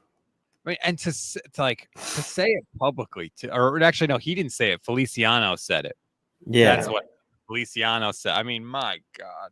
How could you choose to do that? Like, what is the logic in your brain where you're like, sure, this is the biggest play of the game, and sure, I have a job to do, but screw that. I'm going to do what I want to do. I mean, I do that every show, so. Yeah, I know. Did you see the? Are we tipping picks or no? No, we're not tipping picks. Okay. Well, never mind. The chat is, but we are not. The chat is definitely a full pick ahead of us, I think. Yeah, I think with the Ravens. Oh my gosh. Which, by the way, I'm going to do my yearly rant that is usually an internal monologue rant to myself when watching the draft. It's like when they get past like the first 10 to 15 picks in the second round, every network decides, announcing the picks isn't that important. We're going to sit here and chit chat. Mm-hmm. No, you got months to talk about these picks. I don't need to hear you talk anymore. Announce the dang picks when they happen. Don't delay showing the video of them announcing the pick so that you can keep doing your analysis. You got months to do analysis before there's anything real happening. Just pay attention to the draft. That's like doing analysis of a post game in the third quarter. Yeah, I totally agree with you. Like, it's the same formula over and over again. Goodell podium, announce pick, go to Mel. Like, that's what we want, and show me the highlights. Every pick, every time. The Las Vegas Raiders have made their pick at 58. They're going with TCU wide receiver Jack Besh, another person that some 49er fans had wanted, and that puts the Baltimore Ravens on the clock. And when that pick gets announced, we could talk about that. But teams are starting to pick off some of the toys that maybe were there for Kyle Shanahan. Now, there's still some guys left, obviously. It's not like they're all gone. I know Jalen Noel is still on the board. I'm trying to see really quick. I'm just scanning the Dane Brugler big board. Jack Sawyer is not a toy, but I feel like he's someone that the 49ers would fall in love with, just like Mr. Tryhard. He might. But he's such a tryhard, though. I feel like the Niners will take him. Tryhard. That makes sense. Yeah. He is. He's a tryhard. I know, but that's kind of like an insult to me. Like, tryhard. He's like Cassius Marsh. Tryhard is for the people that like don't have it, but boy, they at least try. You know what I mean? It's not the same as like high motor is somebody that could be talented, but also just is constantly going. Mm-hmm. Sorry, Jack Sawyer. I meant no disrespect. Like, good, do your best, man. I'm all for it. It's just, I could try my best to make the NFL. It's just not going to happen for me. But I feel like I could see John Lynch talking about how much they love him and they love his mentality and all that stuff. But obviously, that's not going to be something, hopefully, that happens for a They were long time. convicted. They were convicted after that run back in the Texas game. Right. Convicted. They're always convicted. At what point do we start looking at kickers and punters, huh? Oh, shit. Right now. Where's Shut Jason? up. Somebody call Jason. Oh, God. He'll never get over that. Do you think they take a kicker? No. I don't think they take a kicker. I think they'll bring in at least one kicker Yeah. just to see what they are. Like, bring in an undrafted kicker, see what they are, so that if Jake Moody is shanking stuff in the preseason or in week one, then you know if you had anything with that guy. Alfred Collins is making the rounds. He was on the Draft Network. He said, quote, whatever I have to do to make that play, I'm going to push myself on the limit. I always played with that chip on my shoulder. I'm an aggressive player. He's not afraid to talk about himself. I'll say that. He is not afraid to tell people how good he is. And I'm for that.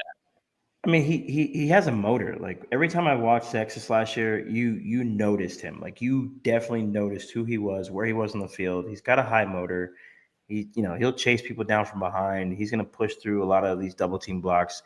Yeah, I know the scouting report said he can kind of get tied up on some of them, but the ones he gets through, it's like, oh, okay, this kid's got some stuff to him. With once his, it's you're not going to win every rep, but if he won more reps than he lost. Let's just put it that way, right? So he's a try hard, but he's got a lot of athletic, really good traits, and of course the physical stuff. His measurables are just insane. 6'6", 322, 35, almost 35 inch arms, 10-inch hands. That's a monster of a man in the middle of this defense. Like that a big ass dude, man. Familiar, huh?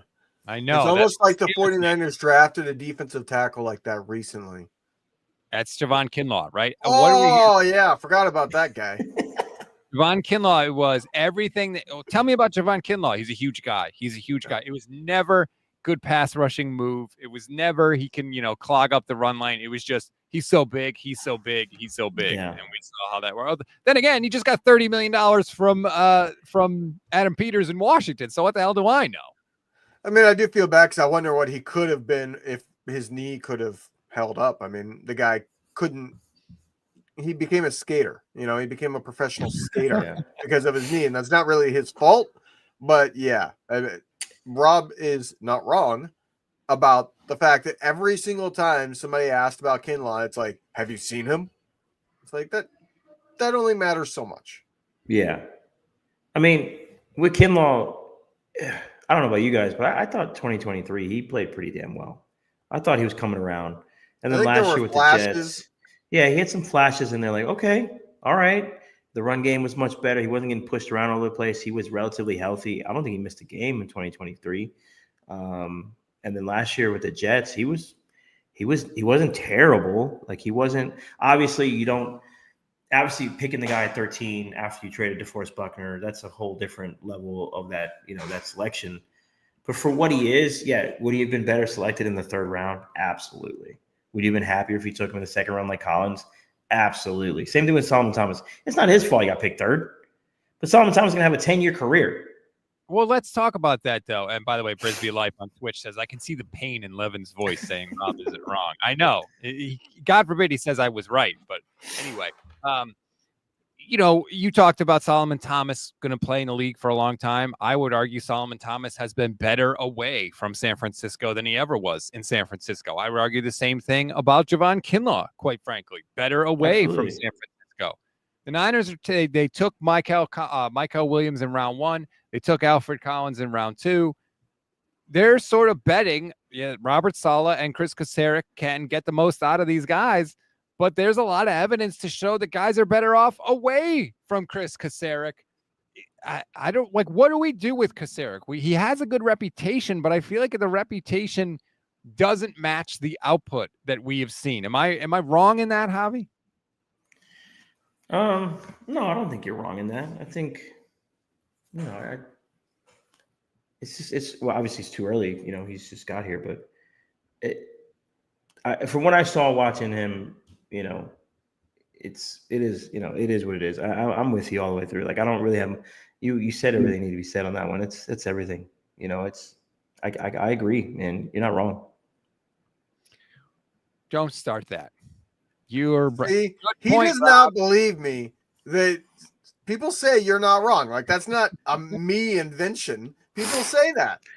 For what it's worth, Rob, I listen to you every day. Your Niners and Five stuff, your podcast every day. You have a lot of good takes. Sometimes you're a little emotional, a little overly emotional. But for the most part, you're not wrong, right? There's this. It is what it is. Sometimes it's okay to tell the truth. It is absolutely okay to tell the truth, and it's okay to be genuine. Borderline compliment from you. Thank you. No, I do appreciate that. Matthew McConaughey, famous Texas fan, has weighed in on the selection of Alfred Collins. He quote tweeted Texas football's tweet about it and said, "Sweats early, sweats late at 49ers." Are we going to be seeing Mr. All right on the 49ers sidelines next year now? He's like the 5th Texas player drafted. So unless he has a particular interest in Alfred Collins, no. Who knows? He's going to reserve that for Arch Manning. Yeah, probably. But Arch Manning's not going to play in the NFL. I love Matthew McConaughey, man. He's the man. Uh-oh. There's a man at the podium right now, so we can talk about it. Mike Green is officially off the board because he is going to the Baltimore Ravens. We wondered where he might go. 17 sacks last year for Marshall, and Mike Green goes in round 2 to Baltimore. This could, being the operative word, be a steal for the Ravens, Javi. It is an absolute steal. If this kid's off the field stuff gets cleared up, this is a steal for the Ravens. This is the Ravens franchise that can take a risk because they've been so good. They have the quarterback in place. They have a established head coach. They have a winning history. This is a risky pick in round 2, but the reward is so high if this kid stuff clears up. And you just let the Ravens get a player who fits the Ravens. Like, this is a Ravens type of player from the on-field perspective, not the off-field stuff. The on-field stuff. This guy is a dog. He has multiple pass rush moves. He can bull rush. Obviously, we saw that in the Senior Bowl. I know that clip's going around versus Connerly, but that's been on film too. Like, obviously, he came from a smaller school. Marshall's not that small of a school, but the competition level wasn't the greatest. But when he was at the Senior Bowl, he showed up, right? And I like this comment here. This is like when the Niners got Reuben Foster, except hopefully Mike Green doesn't do stupid stuff off the field anymore, right? If that stuff clears up, let's say he gets suspended for a couple games, that's a risk you're going to take, especially if you're going to get that kind of outcome. So there's one big difference between this situation and Reuben Foster. The Niners traded back up into the first round to get Reuben Foster. The Ravens let Mike Green, if he was there in the second round when they picked, I'm sure that was their mentality. If he's there, we're going to take him, but we're not trading up to get him. And Ian Rappaport tweets that Mike Green was taken by the Ravens. He fell due to 2 allegations of sexual assault, which he has denied, but he was off several teams' boards. Now, if I'm correct, I don't think he was actually ever charged with sexual assault. I think they were accusations. Not saying that makes it any better. I'm just trying to be as accurate as possible with what was going on. But the fact that he was literally off draft boards. We're talking about a guy that can pressure the quarterback, and he was off draft boards. So it is a risk. Clearly, it is a risk. But for the Baltimore Ravens, it is a risk worth taking. The Denver Broncos have made their pick at number 60, pick 28 in round 2. It's RJ Harvey, the running back from UCF. That is another guy that Kyle Shanahan may have been interested in as a new toy for the toy box. And now he is off the board, Javi. Thank you, Broncos, for taking their running back before Kyle. Somebody check on Kyle Shanahan. He is probably taped down to his seat with his mouth taped shut. Kyle, you can't pick any offensive players to the 6th round. Like, just sit there and be quiet. So we joke about that, but like, there is a real world where the 49ers end up taking more guys maybe along the offensive line or in the trenches than they would have originally, than they would like to. But because of the way the board falls, that's the way it goes. And they may end up the beneficiaries of circumstance, so to speak. Like, sometimes things don't, just because it doesn't go according to your plan or what you want, doesn't mean it's a bad situation. Now, obviously, the Niners have to nail the picks, but you know, I don't necessarily hate the fact that some of Kyle's toys might be away and off the board. Breaking news. I can see the SF on the screen. We're getting close. No, Yeah, and the bottom line there. Yeah, it's actually on the screen for the first time since I sat down. Well, we're at pick 61 with Washington right now, and the Niners don't pick until 75. So there's still got a little ways to go, but yeah, we're inching closer to more additions for the 49ers. And thank God.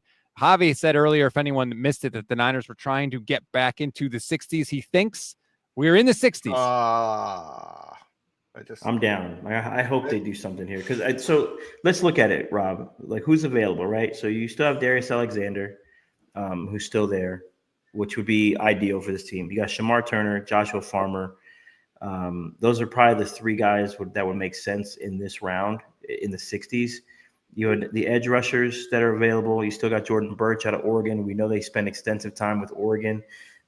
Landon Jackson's still there. Josiah Stewart, Princely. I can't pronounce the last name, but Princely out of Ole Miss. Those are all guys that are scheme fits. And then linebacker, which we were just talking about before that pick, Chris Paul Jr. He was in for a visit with Ole Miss. From Ole Miss, he was in for a visit. He spent some time with Fred Warner, from what I had read and seen online. Matt Barrows loves this guy. Pooh Paul is his nickname. 6'1", 222. Big. He's not the biggest guy in the world, but he plays big. He's a good tackler. I'm in. I would like that. So, what do you got, Rob? I realize Dane Brugler's big board is not totally accurate because I'm a little behind with crossing some of the guys off, but I wanted to just have some names in front of your face. The Washington pick is in. Trey Amos off the board. Adam Peters does it to us again. It's frustrating. There's so many Niners guys now that are out throughout the league that a lot of the guys that the Niners would be interested in get picked off by other teams. And Adam Peters, twisting the knife a little bit for San Francisco because I think that was the guy potentially that they might have had their eye on. It is what it is. I mean, you are the victim of your own success. The reason why there are so many Niners people out there is because the Niners have been successful. The reason why the Niners have struggled in recent years in terms of drafting might be because they have had so many of those guys leave. So they're a victim of their own success. It's a good place to be. Like it's a happy problem to have to replace a coach or a front office person who got a promotion because they were doing so good. It's a lot happier if you got a Super Bowl ring on your damn finger. Yeah, I mean, and then the Washington taking Trey Amos after the season they had last year, man, they're doing a hell of a job with what they've done in the first 2 years. Obviously, it's crazy, right? You get rid of your owner who is way too involved, and you let football people do football things. You win football games. I don't know. Go figure. But Trey Amos, man, I wish I'd say the F word, but Jesus, that's what I wanted. That's who I wanted at 43. I really thought that would be an ideal spot for the Niners to grab him. Obviously, they didn't see that. But either way, I'm happy with who we took. But Trey Amos would have been ideal for this defense next to Lenore and Renardo Green. I think, you solidify that the cornerback position. And then you continue to build the trenches. You can still do those things, right? You can go back and forth. There's still some corners in this draft that fit for this 49er scheme. But we'll see. The best available guys, we were going through it before the pick. Chris Paul's still out there. As far as corners go, if they decide to go corner here at 75, you still got Siobhan Ravel out of East Carolina, which is another guy. Thomas out of Florida State. Darian Porter. Noel Williams out of Cal. Jacob Parrish out of Kansas State. Now, those guys, Jacob Parrish and Noah Williams, are those guys taking 75? Probably not. But, there's still some really good options here at corner, getting closer to 100 at least. So they have some stuff to do here. The other thing that I kind of think that might be underrated as far as what the Niners do, what do they do at safety? Are we sure it's Mustafa? And who's the other safety? Are we sure about Jair Brown? Is he a guy that's going to work for Saleh? I don't know. Is he a guy where they're going to probably extend? Do they go back to the Texas well and go through Andrew Makuba? Like that's another option they can go do. They have so many ways to go here at 75. I'm getting excited on what they're going to do. Both times Washington was on the clock, Levin said, they took Josh Connerly Jr. in the first round, offensive tackle that you were hoping would fall to the Niners today. And now they end up taking Trey Amos, the corner, and bleeping you over, so to speak, and making life more difficult for the Niners. In terms of the safeties, I'm just looking at the Dane Brugler big board, trying to see. Xavier Watts was not taken, out of Notre Dame, No, right? I think not he's yet, still no, there. sir. Kevin Winston Jr. from Penn State, Billy Bowman Jr. from Oklahoma. So there's Malachi Moore from Alabama. There's still guys there. I agree. I think that's a big question for the Niners. Like Jair Brown, his stock was high, and then last year it was ugly at times. And I don't know. I mean, maybe they're thinking Robert Saleh can sort of resurrect things, but I think that is a bigger question mark for the Niners than a lot of people have talked about. I don't think they've talked about it enough, quite frankly. The thing is, I think with safety, I don't know that I would spend that early of a pick, which I guess we're talking third round now, so we're not that early. But veteran safeties are dirt cheap. Usually during the trade market in season that has actually started to develop in the NFL, there's at least a safety available. Like veteran safeties on bad teams are always available. And then you look at the Niners in this scheme. I think this scheme is somewhat easy for safeties because they drop back, and that's why they were able to go find some older vets that everybody thought was washed up, and they've been able to work in spurts. That you're not going to get great production, but I feel like you can find serviceable guys for a vet minimum. I'm seeing an article from John Harbaugh in 2022. Here's the headline. John Harbaugh says he's glad the Ravens have, quote, zero tolerance policy when asked about Deshaun Watson. And they just, Mike Green. Yeah, okay. Everyone says they have a zero tolerance policy until that guy falls to a certain position. And then all of a sudden the rules change. Akeem the Dream says Alfred Collins is a great pick. Thank you very much for the super chat. We always do appreciate that. I haven't seen who. Oh, I got away from my menu there. I apologize. I'm trying to see where we are in the actual draft. The Bears took Shamar Turner, Texas A&M defensive tackle, off the board at pick 62. Oh, wait, can't miss an opportunity to play the chimes. I do love me some chimes. So we are headed down the end of round 2. We've got Kansas City and Philadelphia. I'm sure they'll both make picks that make us all go, oh, I can't believe that guy fell to them. But we still have those two, and then we can finally turn the page to round 3. I had not realized that's the Bears' third second-round pick this year. They've already made 4 picks. Damn. Yeah. I did not realize that either. I mean, they got to play that. We have to play the Bears next year. So cool it, Chicago. Chill out a little bit, will you? I mean, they revamped their offensive line. You got Caleb Williams. They took Colston Loveland from Michigan. They've had a good draft so far. They're rebuilding that roster, and they're doing it smartly. I like everything that they're doing. I got a bunch of Bears fans that I work with that are big. I have a guy, Mo. He's a big football guy. He's similar to us, with he kind of digs in on all these things. And he last year he wasn't too hype on him because of Caleb. He was kind of worried about it. But this year he's kind of feeling what they did this offseason with the offensive line. Obviously, the first rounder, Colston Loveland, he would have preferred Tyler Warren, but I like everything they're doing. Bears are going to be a problem. I think they have a shot to not saying win the division, but they might compete for that second. I think they can absolutely win that division. I think the Lions are going to tumble a decent bit. You don't have Ben Johnson propping up Goff anymore. Mm-hmm. I think Goff is better than I thought he was, but that doesn't mean that he's very good. And I think he's somebody that when things start to go badly, he panics and he makes things worse. So I don't have a whole lot of faith in the Lions repeating. Like, that's not a bet I would want to make. I'm not saying they can't, but I would not be wanting to bet on the Lions repeating as division champs there. And are we in on the Vikings? I think all 4 teams are capable of winning that division. If I had to rank them, I think I would probably, the Lions would still be at the top, but like right behind them, I think is the Packers, the Bears, and then I think I'd probably put the Vikings 4th, just because you don't know what you have there at quarterback. Yeah, true. The injury was pretty serious.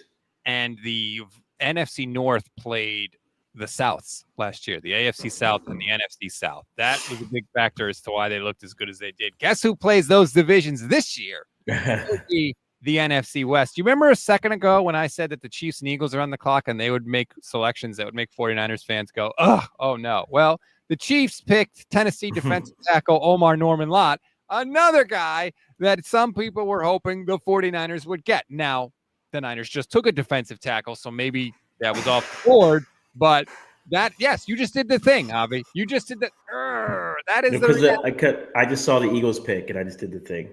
Oh man, why is it every time these teams are on the clock, we got to make that move? They're good enough. They don't need the help. How do we keep letting them do this? Well, because the Niners had to get better help. So, and you can't have all the picks, obviously. So, the Eagles retooling with what they've done so far, especially with the pick that's going to come up here in a second. You're like, oh, okay. Oh, I see it. I see the vision, and you see what they're doing because, like I said, they have an expensive offense. They're getting younger, faster, cheaper on defense. And then eventually that younger, cheaper defense will get expensive and older, and the offense will get younger. That's just the rotation Howie Roseman does. He's not stupid. He knows what he's doing. Damn it. It's unfortunate. I don't like when good teams are smart. Like that is not that was my big thing with the Seahawks back in the day with their defense. It was like not only are these guys freakishly physically talented, but they're also incredibly damn smart. That's why they were so freaking good. And that's why the Niners never really beat them. I don't like when the good teams are smart, especially the teams, that the Niners are trying to compete against, unfortunately, in the AFC and the NFC. I've seen that the Eagles have made a pick, and it is not, we won't tip the pick, but we'll tell you it's not Shedeur Sanders. So the ball for Shedeur Sanders, poor Mel Kiper. Mel is going through it right now because he is astonished that Shedeur has not been picked. We are now officially through. I think it's, at this point, I think it's BS that he hasn't been picked. You do? Yeah. I get it if you didn't want to take him in the top 20, maybe the top 30.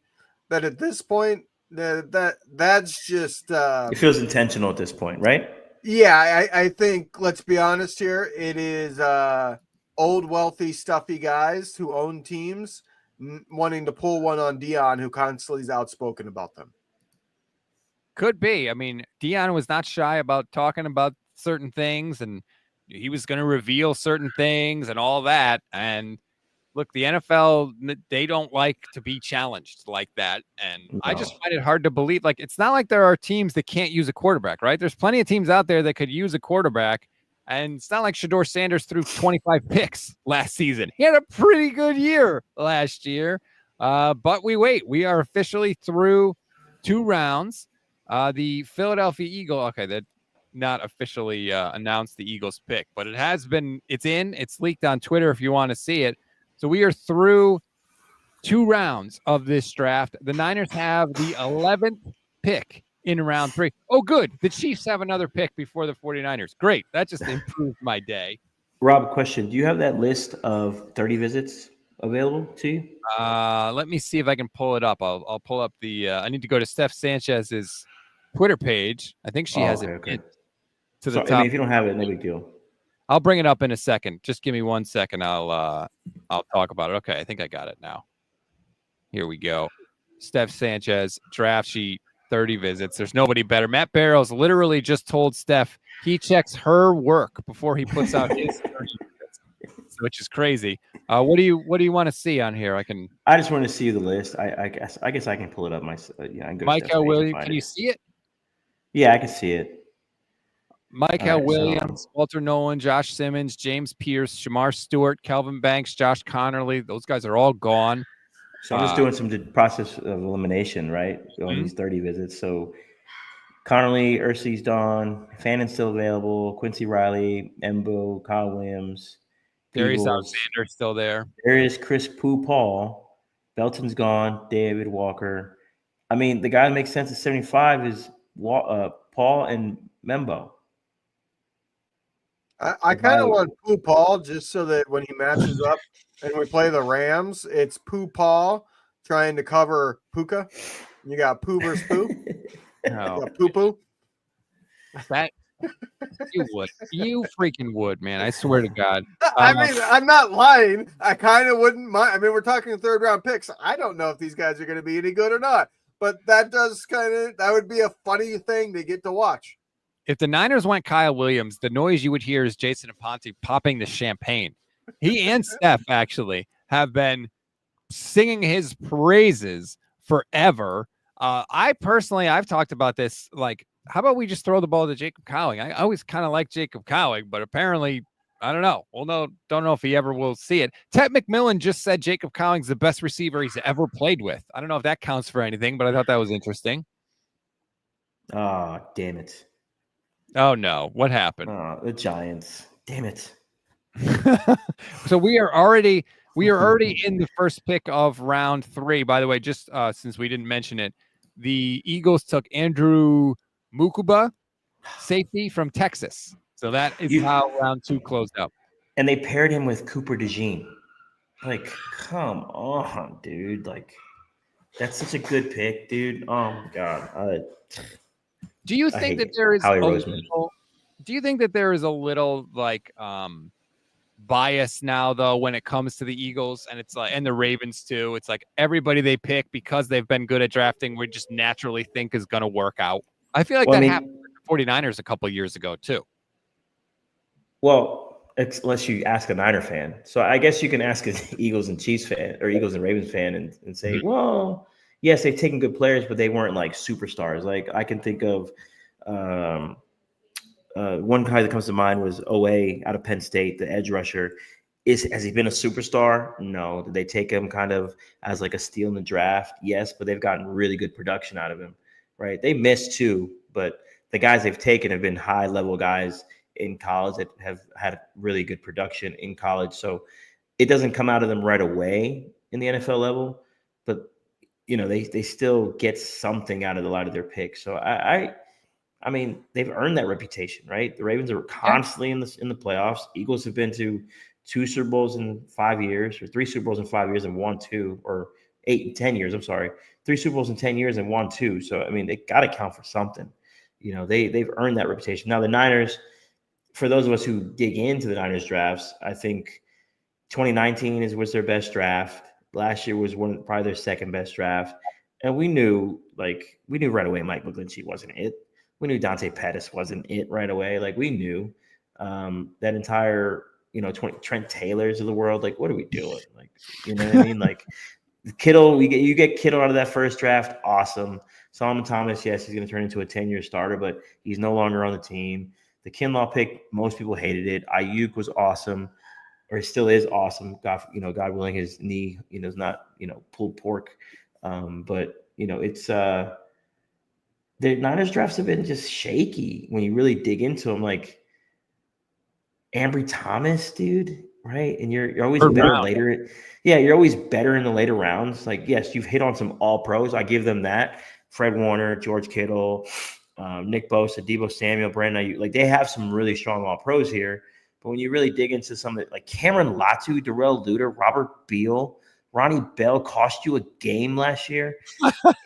Like Drake Jackson had one good game in his entire career. Yep. Tyrese Price, did he run the ball once with the Niners? Danny Gray couldn't get on the field. Spencer Burford, yes, he was a starter. Sam Womack in Indianapolis.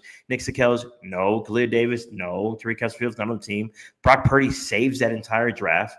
Trey Lance, we all know that story. Aaron Banks got some really good time with us, so that's a hit. Lenore's a hit. Hufunga's a hit. Elijah Mitchell, regardless how you feel about Elijah Mitchell sacrificed his career in 2021 for the Niners. 6th-round pick, and he set the rushing record. Exactly, yeah, and that's a hit. Kinlaw obviously didn't work out. Colt McKivitz, we can definitely do better than that, but you've got probably the best value at right tackle across the league. Charlie Warner, we missed him last year. Juwan Jennings, again, 7th-round pick. So there's some good hits here, but the stuff that's early, that's cost them, like that's cheap early picks that you could have got something better had you went with consensus, I think the issue is that when they've missed on the early round picks, it's not just that they missed, it's that they got almost nothing for them. Kinlaw gave almost nothing. You know what I mean? Like Solomon Thomas gave almost nothing. Like he was a serviceable backup that they tried to make a starter at multiple different positions while he was with the 49ers. He has carved out a rotational long-term career in the NFL, but for the 49ers, like he was not a regular starter. When he did play, it was like he wasn't doing anything. So that's the issue. It's like if they had missed on those, but gotten somebody that was at least like a starting caliber guy that was able to plug, and then you let walk, and they just, were an average starter, then they would look a lot better. I agree. Their whiffs, their misses have been whiffs. And even like Ricky Pearsall is a good example. Who knows what Ricky Pearsall is going to be? But you know what I know? He can play a little. He can contribute. It's not a complete whiff. They're going to get some value out of him. Now, of course, with a first-round pick, you'd like more than that. I totally get that. But they've got a lot of guys in there where they completely whiff. Now, they have been buoyed by the later round picks. The fifth-round picks are obscene. It's obscene what the 49ers have gotten out of the fifth round. George Kittle right out of the bat. DJ Reed the year after that. Dre Greenlaw the year after that. Colton McKivitz, say what you want, but he's a fifth-round starter at right tackle. Diamador Lenore and Hufanga the year after that. And Jalen Moore, who just got paid a boatload of money. Samuel Womack, he's not there anymore, but he's contributing at least. Now, Robert Beal was a complete whiff in 2023. They didn't have a fifth-round pick last year, but that is an insane list out of the fifth round throughout the entire regime. I don't know if they went with consensus there or they were convicted there, but damn, whatever they're doing in the fifth round, it works, and hopefully they can repeat it. Tomorrow almost excites me more than the third round. The third round is close, but I don't know. I like getting a lot of different guys coming in and seeing who do I think can contribute anything. Whereas guys, I think in the first three rounds, I expect them to contribute something. You get outside the third round, it's if you do anything for us, that's a success. The New York Football Giants had the first pick in round 3. They took Darius Alexander, the defensive tackle from Toledo that a lot of people wanted to see the Niners grab. So he is now off the board. He's also 25 years old. So if you're looking for, if you didn't want Darius Alexander, that's probably the reason why. The Chiefs have taken Ashton Gallott, the edge from Louisville. Now we are at pick 67. The Browns are on the clock again. The Niners don't pick again right now until 75. So they've still got quite a bit of weight. I think they're going to stay put. You think the trying to trade up is over? Yeah, I think it's over. I think they're going to stay put because the board is falling to them. I think, we're going to, I guess let's go through it real quick. Who's available? Jordan Birch still available, Oregon. Linebacker Poop Hall still available. Ole Miss. Defensive tackle, you still got Farmer from Florida State. You got Ty Robinson out of Nebraska. There's Noel is still there if you wanted to do it. Yeah, if you want to go, you want to do that, or if you want to go to the offensive line, you still got Jared Wilson, the center out of Georgia. Offensive tackles, you got Charles Grant from William & Mary, who the Niners apparently are pretty high on. Cameron Williams, Caleb Rogers, who was actually in for a visit. That's why I was checking on the visit list. He was there for a visit, if I do remember correctly. Those are guys that are there. Tight end, do they want to go get another pass-catching tight end? Gunnar Helm out of Texas. Harold Fannin is still there, who I'm not really high on. And then wide receiver, Jalen Noel, like you said, he's still there. Now, would they – and I really hate that we have – not that we have to have this conversation, but that Peter Schrager comment kind of has me like, would you do Shedeur Sanders to 75? Yeah, that's one thing. At what point does he become too good of a value to not just be like, look, the guy is somebody that has the upside of being a starting caliber quarterback. At this point, we had a second round grade on him. He's there in the third. We're gonna take the roll of the dice, and if we hope we don't need him, but if we do, it's nice to have him type thing. You know what I mean? But what message does that send to your quarterback that you're about to maybe pay? Listen, I'm here for all the chaos. Sure. Awesome. I can see the value. Awesome. Listen, Kyle's emotionally, I'm not going to say inept, but I'll just use the word inept. Like, you take Sanders here, you're throwing a big ass monkey wrench in your quarterback room, a humongous bomb in the quarterback room. It's literally, you're repeating the Jimmy Garoppolo, Trey Lance thing all over again. Hey, I got a new girlfriend. She's here. It's a little more than that too. I'll be honest. If you have a good starter, I don't think I want Sanders because you know what's going to happen. The first bad game Purdy has, who's going to be talking? Yep. Dion. Yeah. First bad pick, he's going to be tweeting stuff out. No, you don't do it. If Would he Purdy's, though?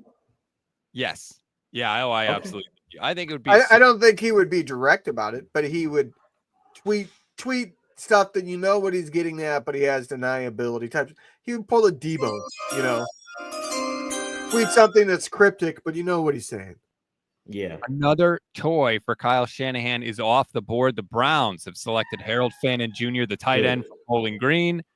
You say good. Why? What makes you say that? I don't know. It just I've been talking to Rich Madrid, texting back and forth about Fannin. I trust his eyes on certain things, and no, I mean, there's a lot of questions there. He's a tweener. He's not the biggest tight end that you want. He's more of a he's a pass catching tight end, but he doesn't do much else. Could you use him anywhere else? It doesn't match. It just doesn't fit right. The Niners, the way they play football. I was kind of out early on. Senior Bowl, he had a decent Senior Bowl. Didn't play very well. It's Bowling Green. It's a smaller school, competition level. It's a whole bunch of stuff there. I wasn't super in on him. I thought the hype was a little overhyped on him.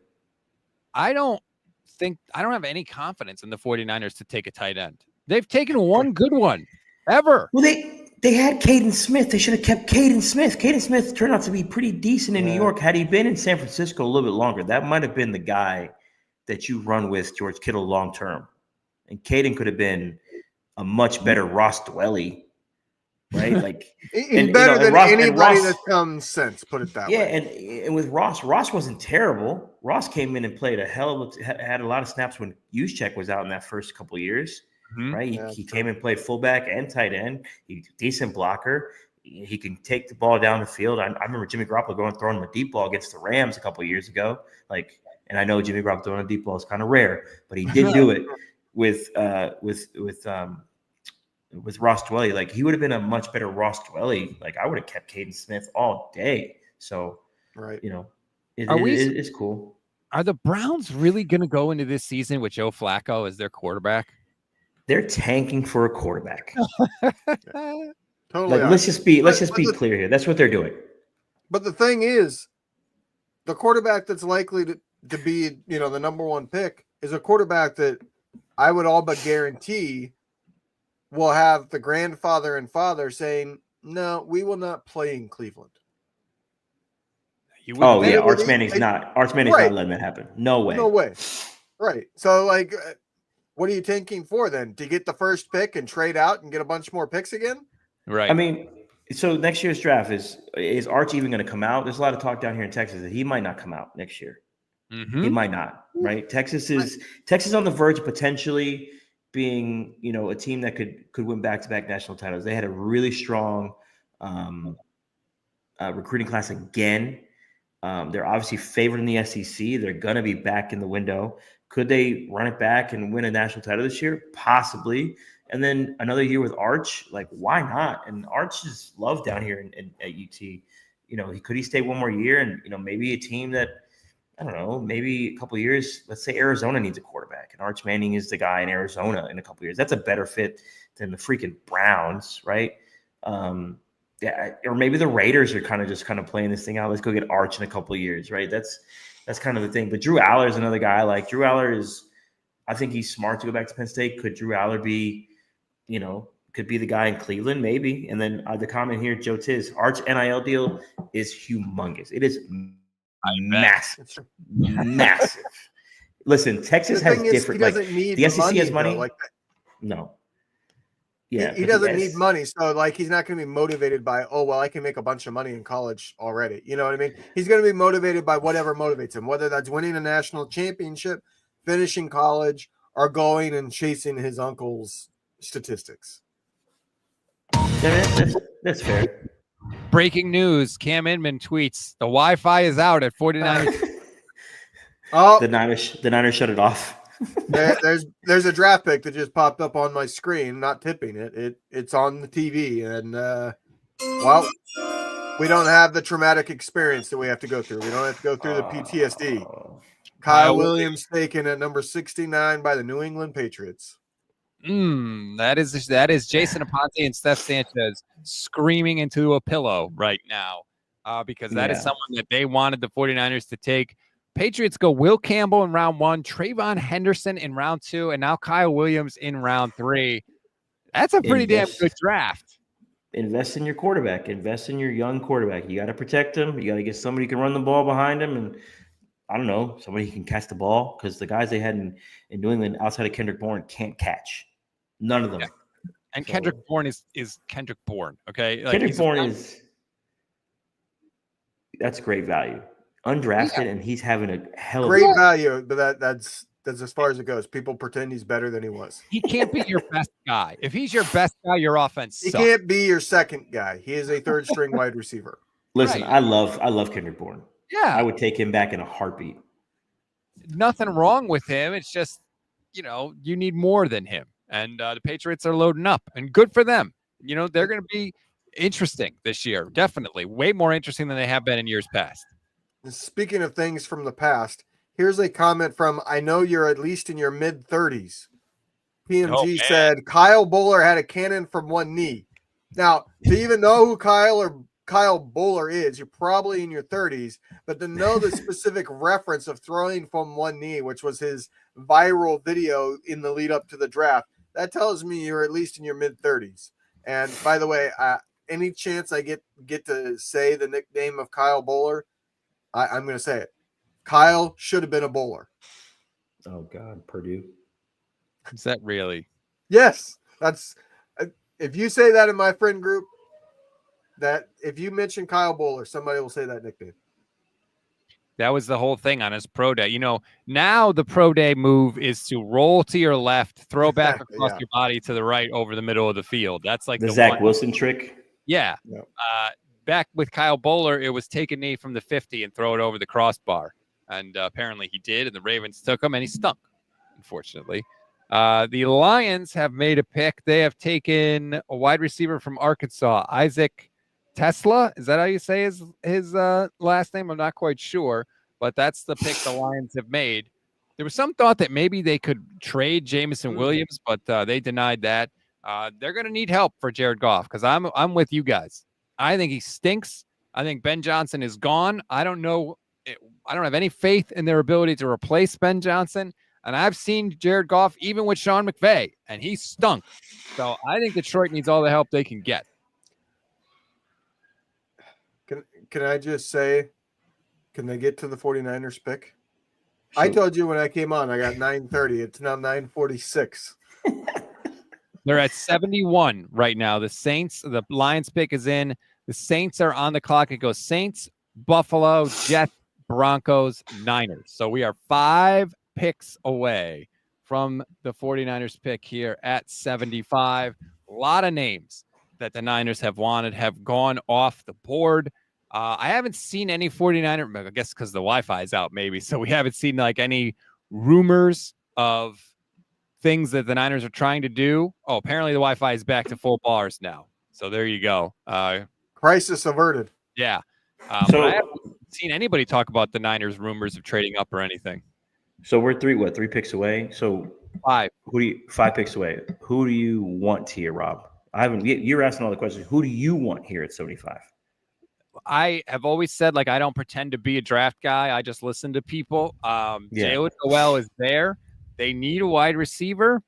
I'm thinking maybe, throw Kyle a bone, right? He's probably he's probably freaking out, mashing his teeth, sitting here oh my God, I need to take an offensive guy. No. He's there.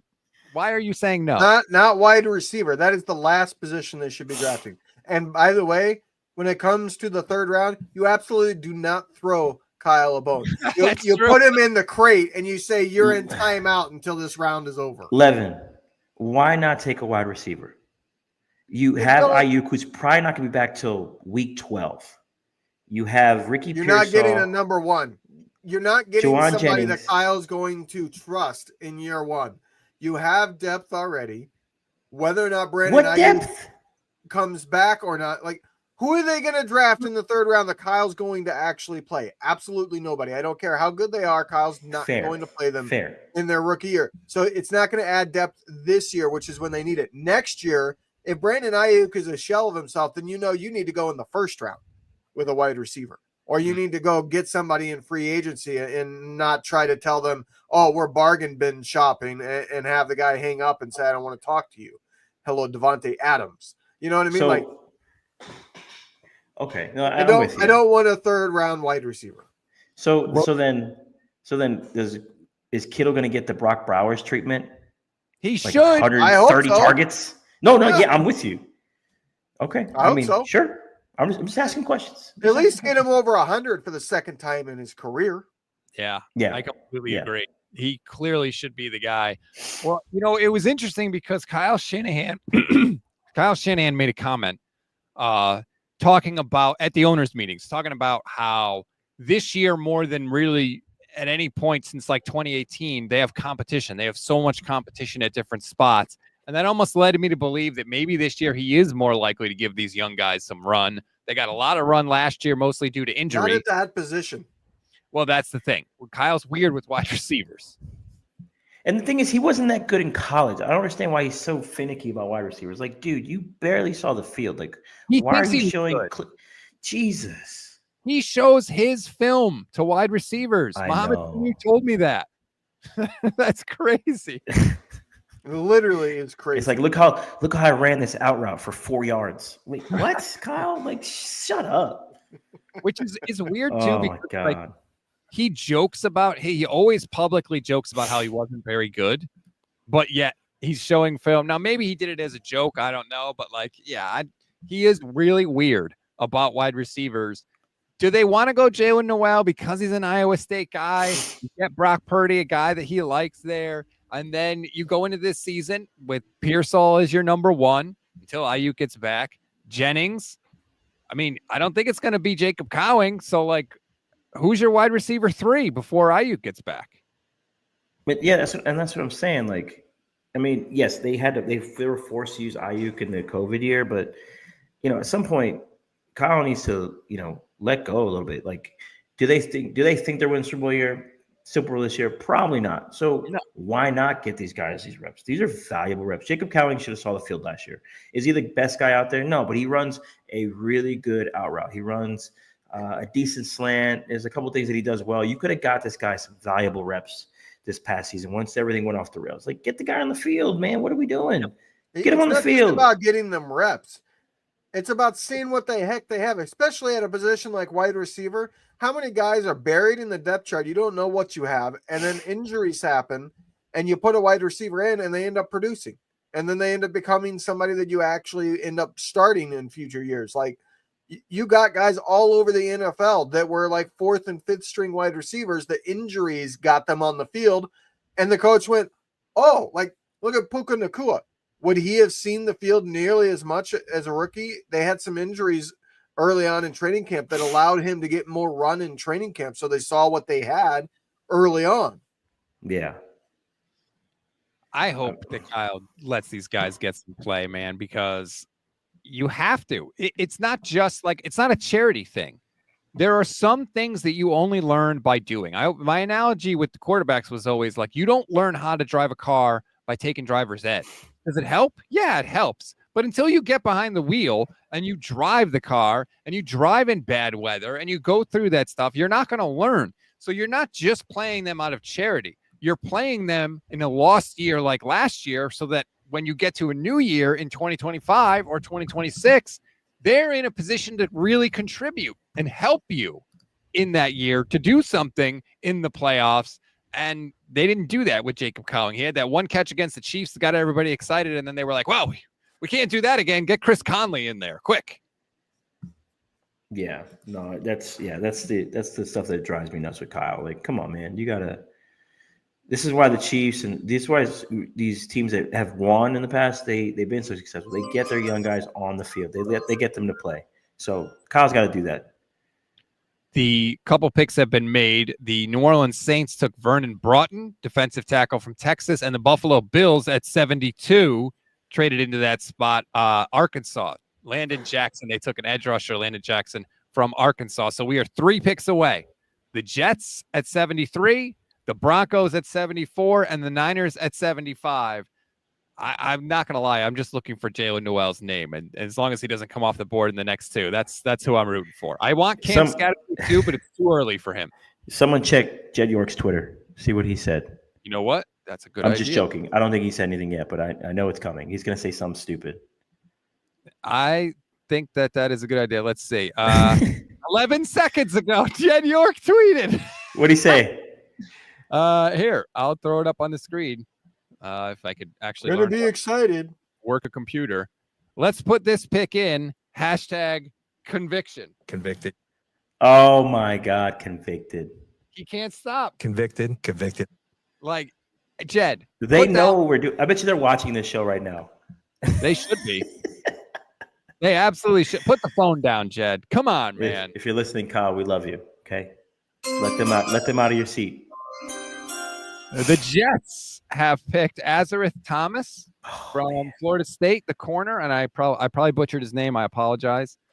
Diego says Jed York watches the Gold Standard Network. He absolutely does. So that is another corner off the board for the 49ers at a position that they potentially would want, but he's gone now. They still have, what's his name? The guy from Siobhan Revel. He's a guy I've heard some good things about. I don't know if, how good he is. I know he's got some injury concerns, but that's a corner that's still there. I'm going to say they take Chris Paul here. Jed York just tweeted again. He said, big hitter welcome. Oh, God damn it. A safety It's or a linebacker? Gotta be. It's either safety or linebacker. I'm going with Chris Paul. It's defense again, clearly. It's got to be. Watch, he'll be like an offensive lineman, and that's what he means by big hitter. Jed, you don't know your positions? Yeah. Well, I mean, the Broncos still have to pick.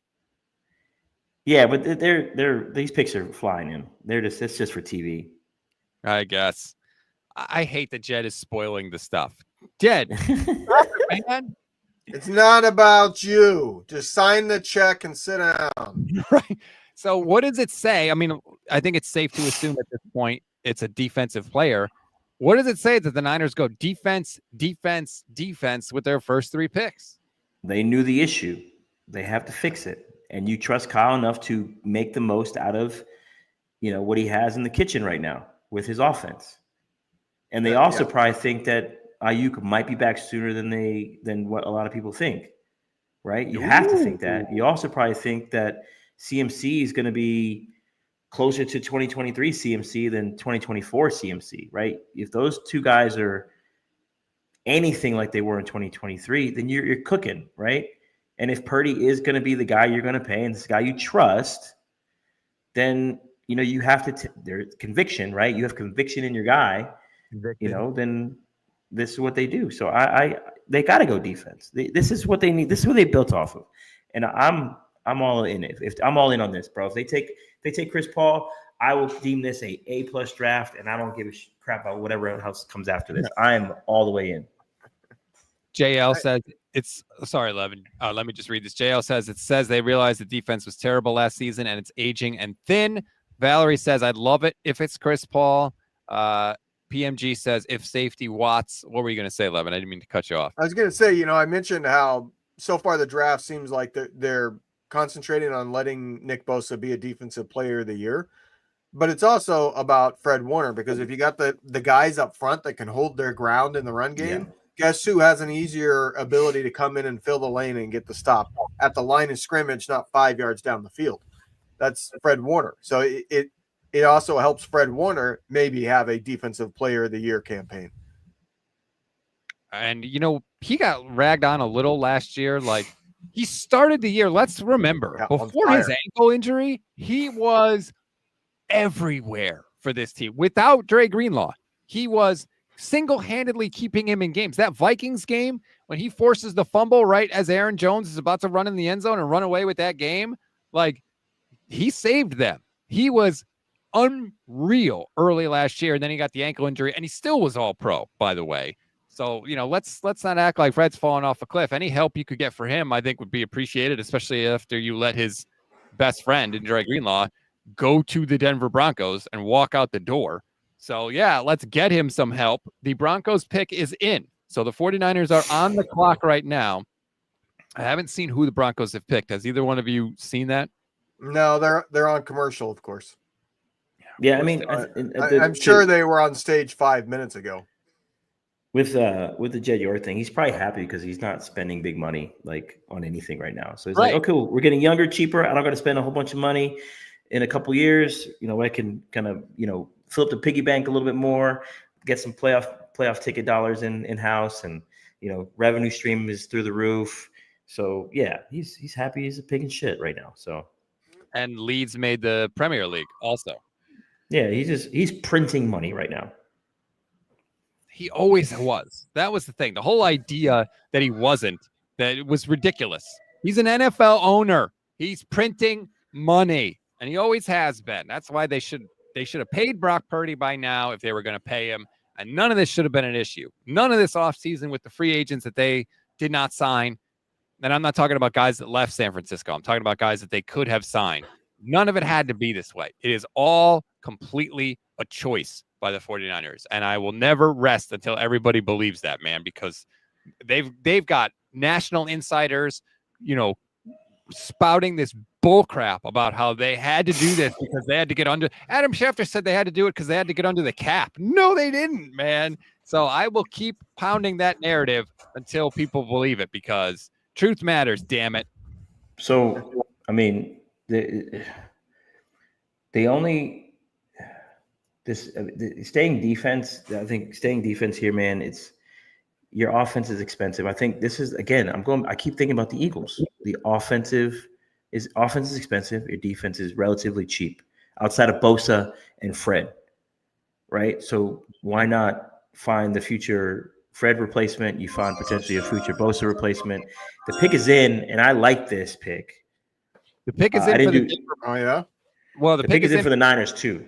Right. Right now, for our purposes, Denver's pick is in. Right. It is a wide receiver, but it is not Jalen Noel. It is Pat Bryant from Illinois is the Broncos pick.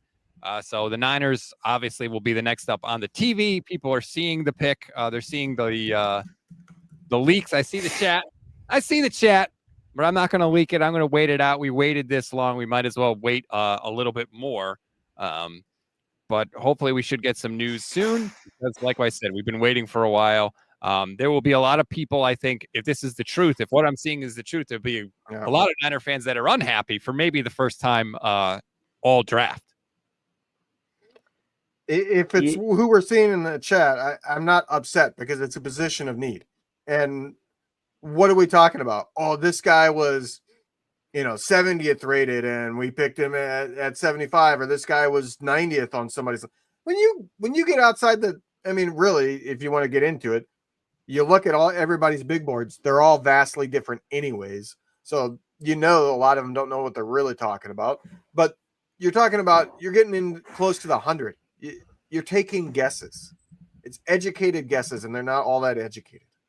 Well, and it's also who fits your scheme the best at this point. It's not purely about the player, as just a talent flat out. The pick is in. It is official. The 49ers have selected linebacker Nick Martin from Oklahoma State, 5'11", 221. They clearly needed a linebacker with the departure of Dre Greenlaw, and now they have one. Javi, why do you like it?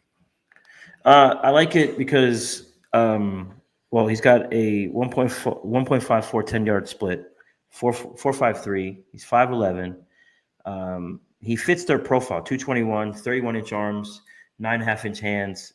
This guy he's a missile. That's what I saw when I watched Oklahoma State. He is a missile. He is like Jed York tweeted, big hitter. Like, he's a big hitter. That is what you need in this offense. See ball, get ball. That is what he does at Oklahoma State. That is what he's going to do next to Fred Warner. Similar to, and I'm not comparing NaVorro Bowman or Patrick Willis, but that was kind of how they operated. Each one kind of alternate see ball, get ball. Right. This is kind of the Nick Martin role. He's a see ball, get ball type of player. I like it. I would have preferred Paul here, but I understand what they're trying to do. You're looking for big hitters. You're looking for run stoppers, and he can play a little bit of coverage. This kid out of Oklahoma State. So we know the Big 12 is a pass-happy conference. You got to have linebackers that can cover a little bit as well. He got the speed for that. He's got the 10-yard split for that. He's got some arm length for that as well. The 5'11" kind of concerns me a little bit, but I think Drake Greenlaw is like 5'11", maybe 6 foot. So it's not that far off with his height. So I like the pick. I'm not in love with the pick. We'll see how this one works out. If I were to give it a grade, it's probably a C+, right? But that's you're again, like Levin said, you're guessing at this point, right? You're 75 through 100 here. You're taking educated guesses. You're trusting your scouts that they did the homework and got everything right. And apparently, this was a convicted pick. This is their conviction. This is what they wanted. So I'm never going to miss a chance to throw that in. So. No, it's awesome. I'll say this. If he's truly like a, see the ball, get the ball guy that has athleticism, that's really all they need, because you have Fred Warner there that's going to be helping you. I mean, we saw Drake Greenlaw early on. He couldn't recognize a run until late in the process, his entire first 2 years, but he was doing just fine in that role, and then he took it to another level in his third year. But if he just has athleticism and he has a good motor, then they have addressed the guys up front, like I said, to where the offensive line is going to be struggling to get to the second level. So if you just have that athleticism there, that's going to be much better than what they had last year, because that's going to allow him to help shut down that run. And if they shut down the run, I think that's what their goal is stop the early downs from gaining yards so that you get into third and long. Now you let that pass rush in that wide 9 take over. Okay, Rob. So Nick Martin, 5'11 and a half, 222, 31 3/4 inch arms, 9 1/4 inch hands. Dre Greenlaw, 5'11 and a half, 237, 32 1/4 inch arms, 9 7/8 inch hands. 40 time, 4.53 for Nick Martin. Dre Greenlaw, he didn't run a 40, but I think he's closer to that 4.5, low 4.4 range or low 4.5 range. So he's probably in the same category. Same thing with 10-yard split. I'm looking at NFL's draft grades. So prospect grade for Drake Greenlaw was a 5.8, average backup or special teamer. Nick Martin's prospect grade is 5.95. The athletic profile matches the Drake Greenlaw profile. The other part I would think is funny here, hometown for Nick Martin is Texarkana, Texas, and hometown for Drake Greenlaw is Fayetteville, Arkansas. It's like you're just trying to mimic what you've done over the past couple of years with your picks. He's a good run defender. Is he? Now we got to see if he can carry these tight ends. And that's all we need. I'm okay with this pick. Again, I would have preferred Paul here, but I have no problem with this pick. We will have to wait and see. Is he better than the kid from TCU we took a couple years ago? I don't remember his name anymore. Graham? Tatum Bethune? No, the other one. Winters. Is he better than D. Winters? Probably. They don't like D. Winters. I think they've made that. They said it. Yeah, they've said it. I'm just looking at the Dane Brugler draft guide for Nick Martin. I like this. He put himself on the NFL radar as a sophomore, one of 6 FBF players with 140 tackles or more in 2023, and was on pace to average double-digit tackles again before a right knee injury sidelined him. Built like a muscular safety, Martin's an easy mover with the straight line burst and true sideline to sideline range to be a run and chase backer. He's an aggressive striker, and his tackle production speaks for itself, but his average length and point of attack strength will hurt his ability to sift through NFL traffic and disengage from pro blockers. Overall, Martin doesn't have the size that most teams desire at the position, but his urgent athleticism will give him a chance to earn a role as a will linebacker. He should find regular work as a core special teamer and be the first man off the bench on defense. Now, Dane had him going in the 5th round. This is a 3rd round pick for the 49ers. He's starting. That reads like Greg Greenlaw. There's a lot of positions that size can matter. I think defensive tackle obviously matters. Linebacker and quarterback are the 2 positions I feel like it's been disproven over the last 20 years. There's been quite a few undersized linebackers that have succeeded in the NFL. And he's not that undersized. He's just not quite normal sized. I get sick of that.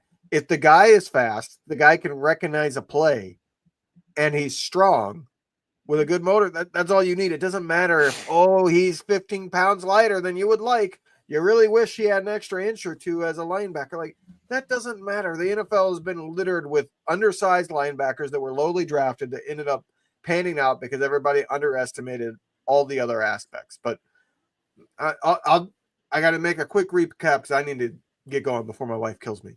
Okay. But I'll say this about the draft. I'm happy. They didn't get an offensive tackle, but I'm happy because they clearly came in with a clear vision, knowing what their biggest weakness was last year, which was being able to stop the run. And they have said, we're addressing that. We're addressing the second linebacker, which was the biggest weakness we had last year from a single spot. And we addressed the run defense, which was the biggest issue we had as a unit or an overall side of the field. So I'm happy that they have said, we are going to address this issue and make that side of the ball be okay. And that way the offense, it's not all put on them like it was last year. And obviously they failed because they couldn't get in the end zone when they got to the red zone. Defense has been the name of the game. Levin, thank you so much for hopping in once again. Don't want to disrupt the family life, so if you need to bounce, feel free to do that. But thank you once again for hopping in on day 2. Yeah, and once again, Javi, good to see you. Rob, Good to see you, buddy. I saw you. Yeah. Um, Let's just bounce Levin from the studio real quick there. It's a shame how that happened, isn't it? hey,